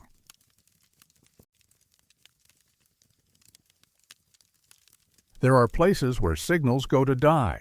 The White River Campground sits at approximately 4,400 feet on the northeast side of Mount Rainier, accessible by a winding road that follows the White River upstream from the park's sunrise entrance. The campground was established in 1958 to accommodate the growing number of visitors seeking access to the mountain's less traveled eastern slopes. It consists of 112 sites spread across a forested plateau with access to trails leading toward the Emmons Glacier and the Wonderland Trail. The area is remote but not inaccessible, popular with families and climbers preparing for summit attempts. The White River Valley has a history of isolation. The river itself is fed by glacial melt from the Emmons and Winthrop glaciers, and its channels shift frequently, carving new paths through volcanic sediment. Early prospectors worked the area in the late 19th century, searching for copper and gold, but found little of value. The forest is dense with old-growth hemlock and cedar, and the terrain is prone to washouts and landslides. By the time the national park was established in 1899, the White River area was already considered difficult and unpredictable. The first documented report of communication failure occurred in August of 1971. A group of climbers, 3 men from Portland, Michael Frazier, Lawrence Donnelly, and Kevin Whitlock, set out from the White River campground on August 7th, intending to climb to Camp Sherman at 9,500 feet. They carried a 2-way radio to maintain contact with base camp, a standard safety precaution for mountaineering expeditions. The radio was a Motorola handheld unit, tested and functioning before departure. At approximately 10:30 in the morning, the climbers radioed base camp to report their progress. The transmission was clear. At 11:15, they attempted to radio again. There was no response. They tried multiple times over the next hour. No signal. When they descended back to the campground that evening, the radio functioned normally. Frazier noted the failure in his trip log, but attributed it to equipment malfunction or atmospheric conditions. The following week, on August 14th, a park ranger named Dennis Kowalski attempted to use his Park Service radio while on patrol near the campground. The radio stopped working as soon as he entered the campground boundary. He drove back toward the entrance station. The radio resumed functioning within a quarter mile. He returned to the campground. The radio failed again. Kowalski tested this repeatedly over the course of an hour. The pattern was consistent. Inside the campground, no signal. Outside, normal operation. Kowalski reported the issue to his supervisor, a woman named Patricia Odom. She visited the site on August 16th with a portable AM/FM radio and a Park Service 2-way radio. Both devices failed to receive or transmit signals within the campground. Odom drove the perimeter of the affected area and noted that the boundary was precise. Communication equipment worked up to a certain line, then stopped. She estimated the dead zone extended approximately 3 miles in radius from the campground center. Odom submitted an incident report and requested that a technician examine the park's radio infrastructure. The technician, a man named Gregory Ruiz, arrived on August 23rd. He tested multiple frequencies, AM, FM, shortwave, and emergency channels. None functioned within the zone. He checked for physical obstructions, interference from power lines, or equipment damage. He found none. The radios worked perfectly outside the zone. Inside, they received nothing. Not static, not distortion, just silence. Ruiz recommended contacting the Federal Communications Commission to investigate potential interference from unknown sources. The FCC sent a field engineer named Dr. Helena Vasquez to the site in September. Vasquez conducted a comprehensive survey using spectrum analyzers and signal detectors. She found no unusual radio frequency emissions, no interference, no jamming signals. The electromagnetic spectrum was clean, but radios did not work. Vasquez also tested the zone's boundaries with precision. She placed transmitters at multiple locations and recorded where signals could and could not be received. The dead zone was not circular, as initially assumed, but irregular, following the topography of the valley. It covered approximately 12 square miles, centered on the White River campground, but extending up the valley toward the glaciers and down toward the park boundary. She noted in her report that the phenomenon violated basic principles of radio propagation. Radio waves travel through air, and while they can be blocked or absorbed by terrain, water, or atmospheric conditions, they do not simply cease to exist in a defined area. She recommended geological and atmospheric studies to identify potential causes. In October of 1971, a team from the University of Washington's Department of Earth and Space Sciences visited the site. The team included Dr. Raymond Keller, a geophysicist, and 2 graduate students, Monica Suarez and Thomas Galloway. They brought magnetometers, gravimeters, and ground-penetrating radar to survey the area for geological anomalies. The survey revealed elevated magnetic readings consistent with volcanic rock, which is common throughout Mount Rainier. The readings were not unusual or strong enough to explain the radio silence. The gravimetric data showed normal density variations in the subsurface.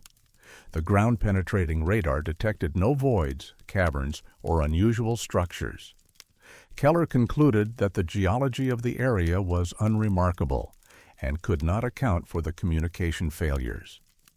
Suarez suggested testing for atmospheric anomalies.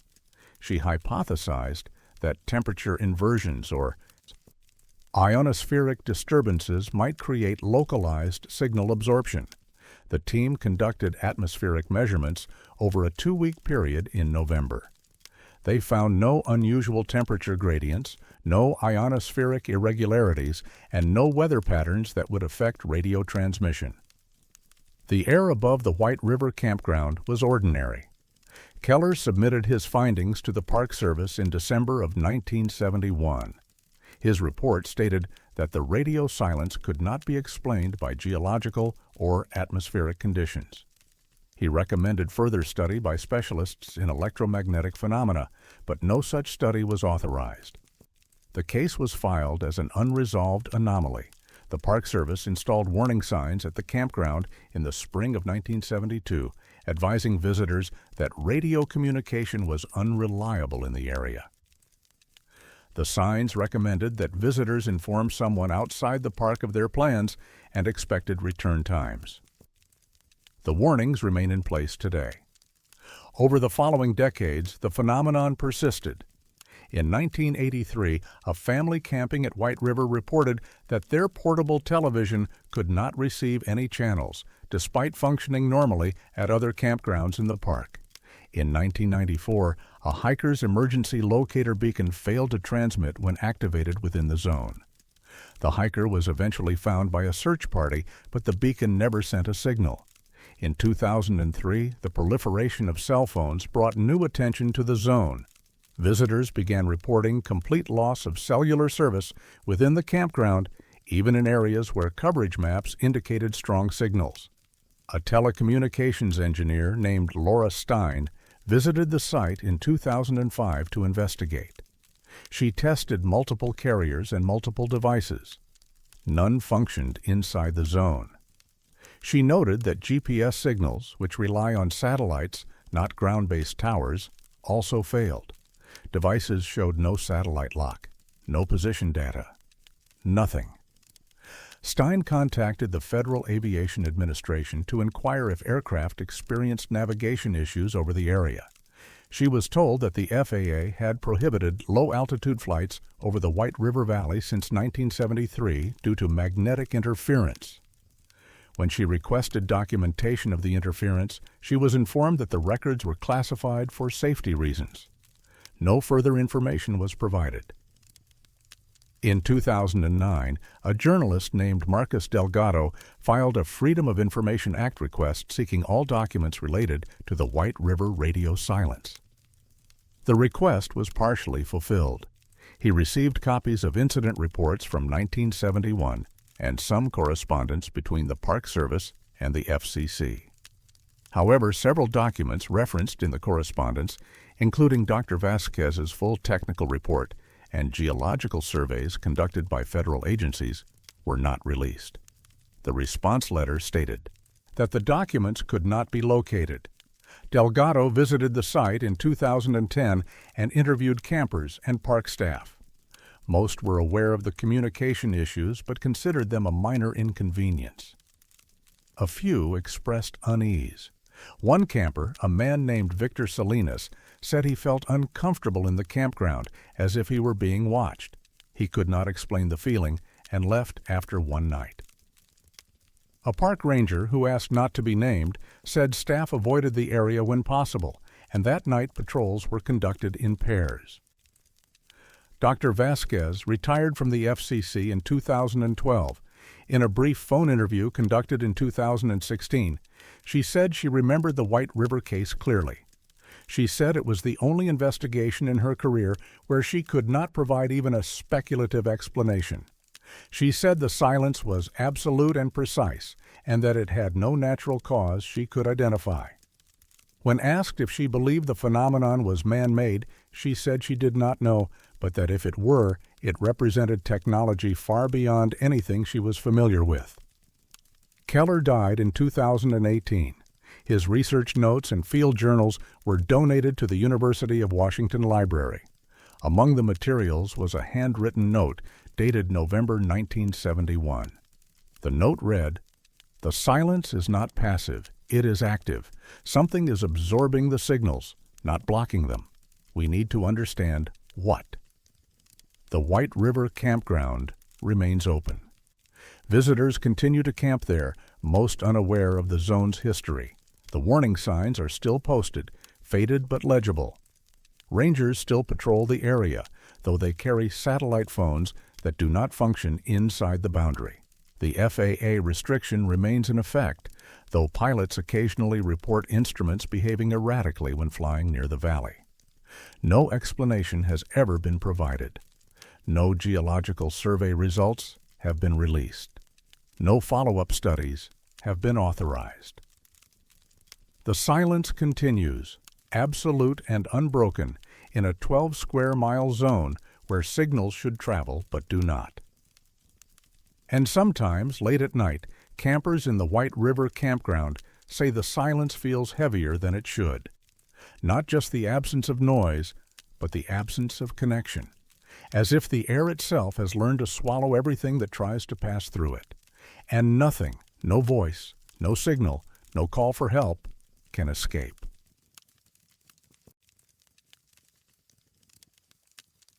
Some thresholds open onto nothing at all.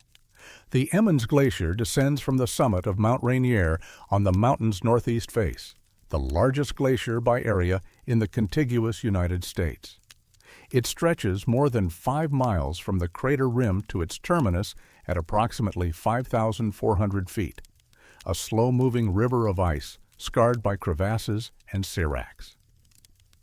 Climbers ascending the Emmons-Winthrop route, one of the more technical paths to the summit, cross the glacier's upper reaches, navigating through a labyrinth of ice formations and unstable snow bridges. The route is less traveled than the more popular Disappointment Cleaver, attracting experienced mountaineers seeking solitude and challenge. The area has seen its share of tragedy. In 1981, an icefall killed 2 climbers near Camp Sherman.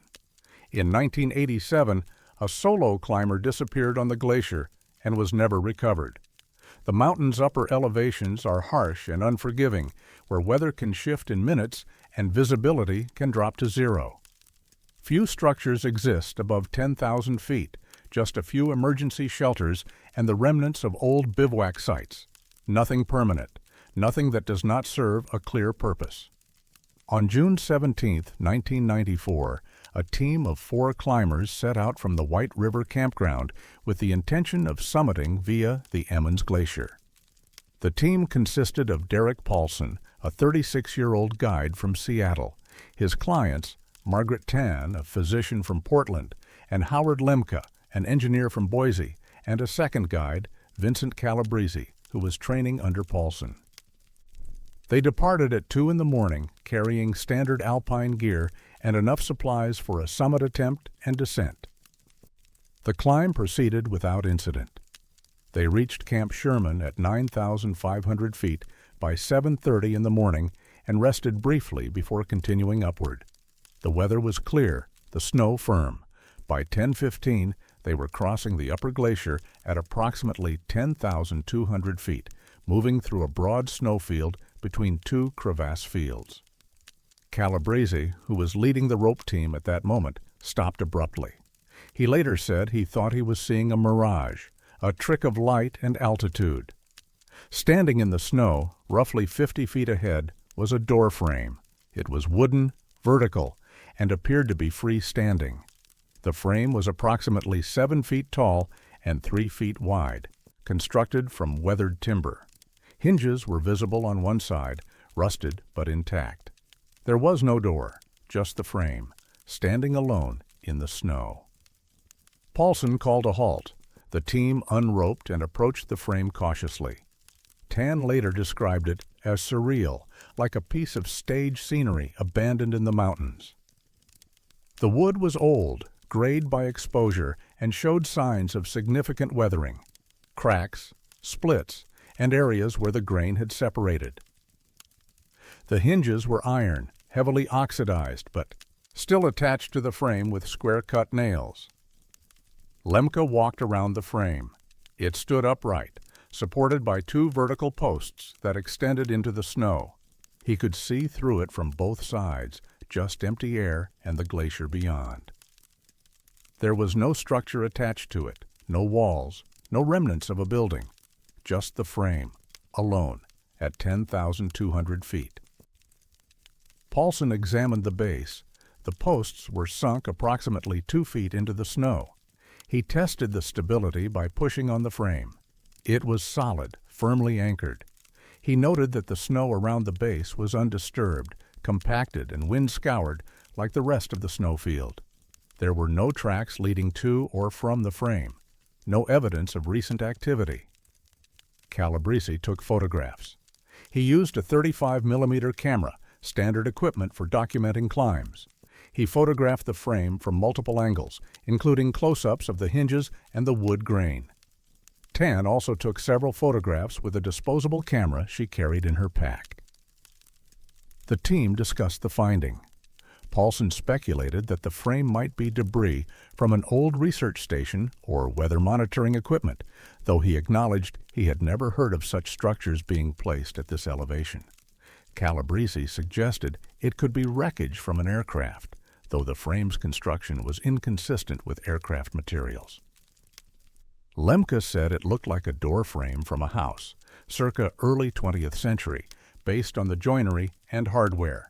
They spent approximately 20 minutes at the site, then decided to continue their climb.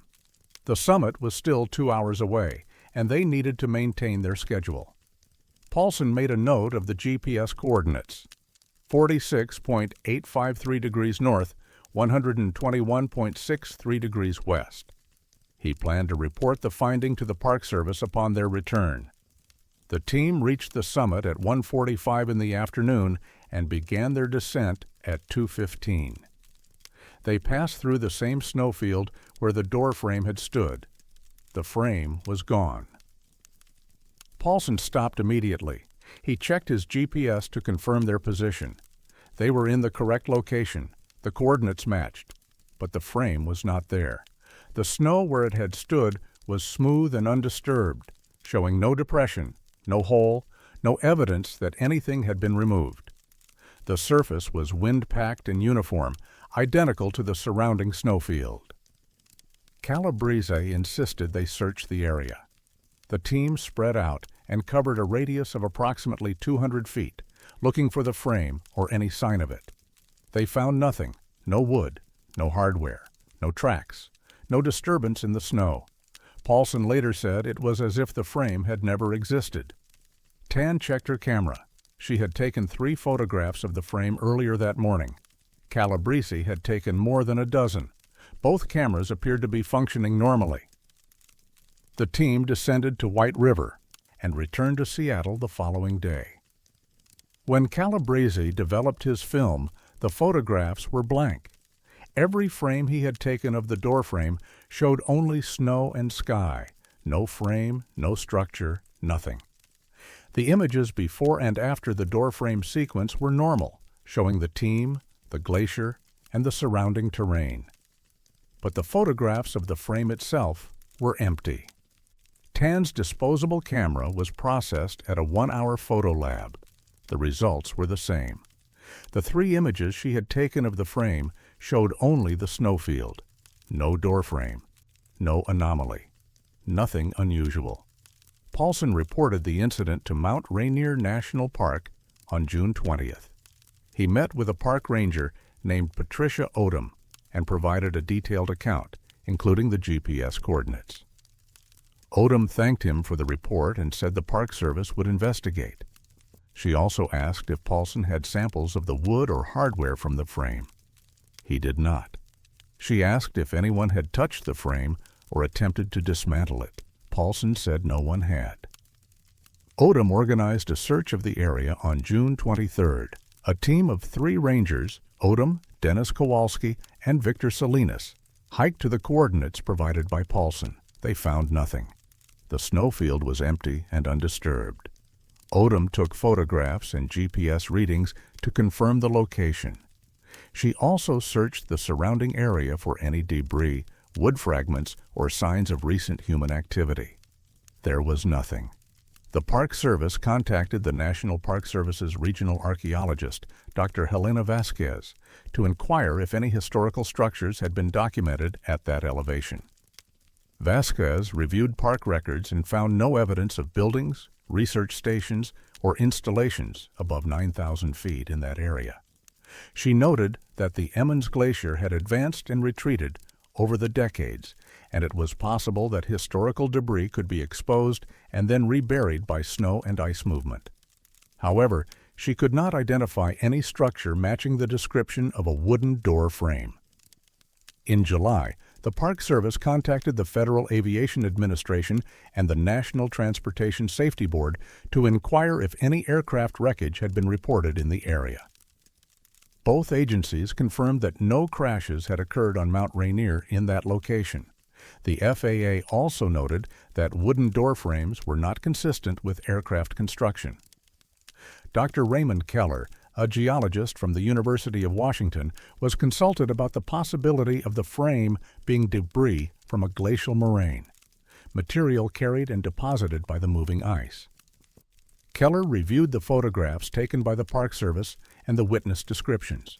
He stated that wooden structures exposed by glacial melt typically show extreme degradation and are found at lower elevations where the ice terminates. A freestanding door frame at 10,200 feet in good structural condition was highly unusual. He also noted that if the frame had been recently exposed by melting snow, there would be a depression or void where it had been buried. Paulson's team reported no such depression. Paulson returned to the site in August with Calabrese, hoping to find additional evidence. They retraced their route and spent several hours searching the snowfield. They found nothing. Paulson later said the entire experience felt unreal, as if he had imagined it, except that all 4 members of his team remembered the frame clearly. Tan, in a written statement provided to the Park Service in September, said she remembered the doorframe vividly. She described the weathered wood, the rusted hinges, and the way it stood alone in the snow, framed by the white expanse of the glacier. She said it looked like it had been there for decades, yet there was no logical reason for it to exist. She also said that when she looked through the frame, she felt a brief moment of disorientation, as if she were looking at something that should not be there. Lemke declined to provide a formal statement, but confirmed in a phone call with park officials that he had seen the frame and that it had disappeared between their ascent and descent. The Park Service closed the case in October of 1994, classifying it as unresolved. Odom's final report noted that 4 credible witnesses had reported seeing a wooden door frame at high altitude, that the frame had disappeared without explanation, and that no photographic evidence existed despite multiple attempts to document it. She recommended periodic monitoring of the area, but did not suggest further investigation. Paulson continued working as a climbing guide until his retirement in 2015. In an interview conducted in 2019, he said the door frame remained the most inexplicable thing he had encountered in 30 years of guiding on Mount Rainier. He said he had seen strange things in the mountains, unusual weather, optical illusions, ice formations that looked like structures, but the door frame was different. It was solid. It was real. And then it was gone. Calabrese left guiding in 2001 and moved to Alaska. He declined to be interviewed about the incident. Tan continues to practice medicine in Portland.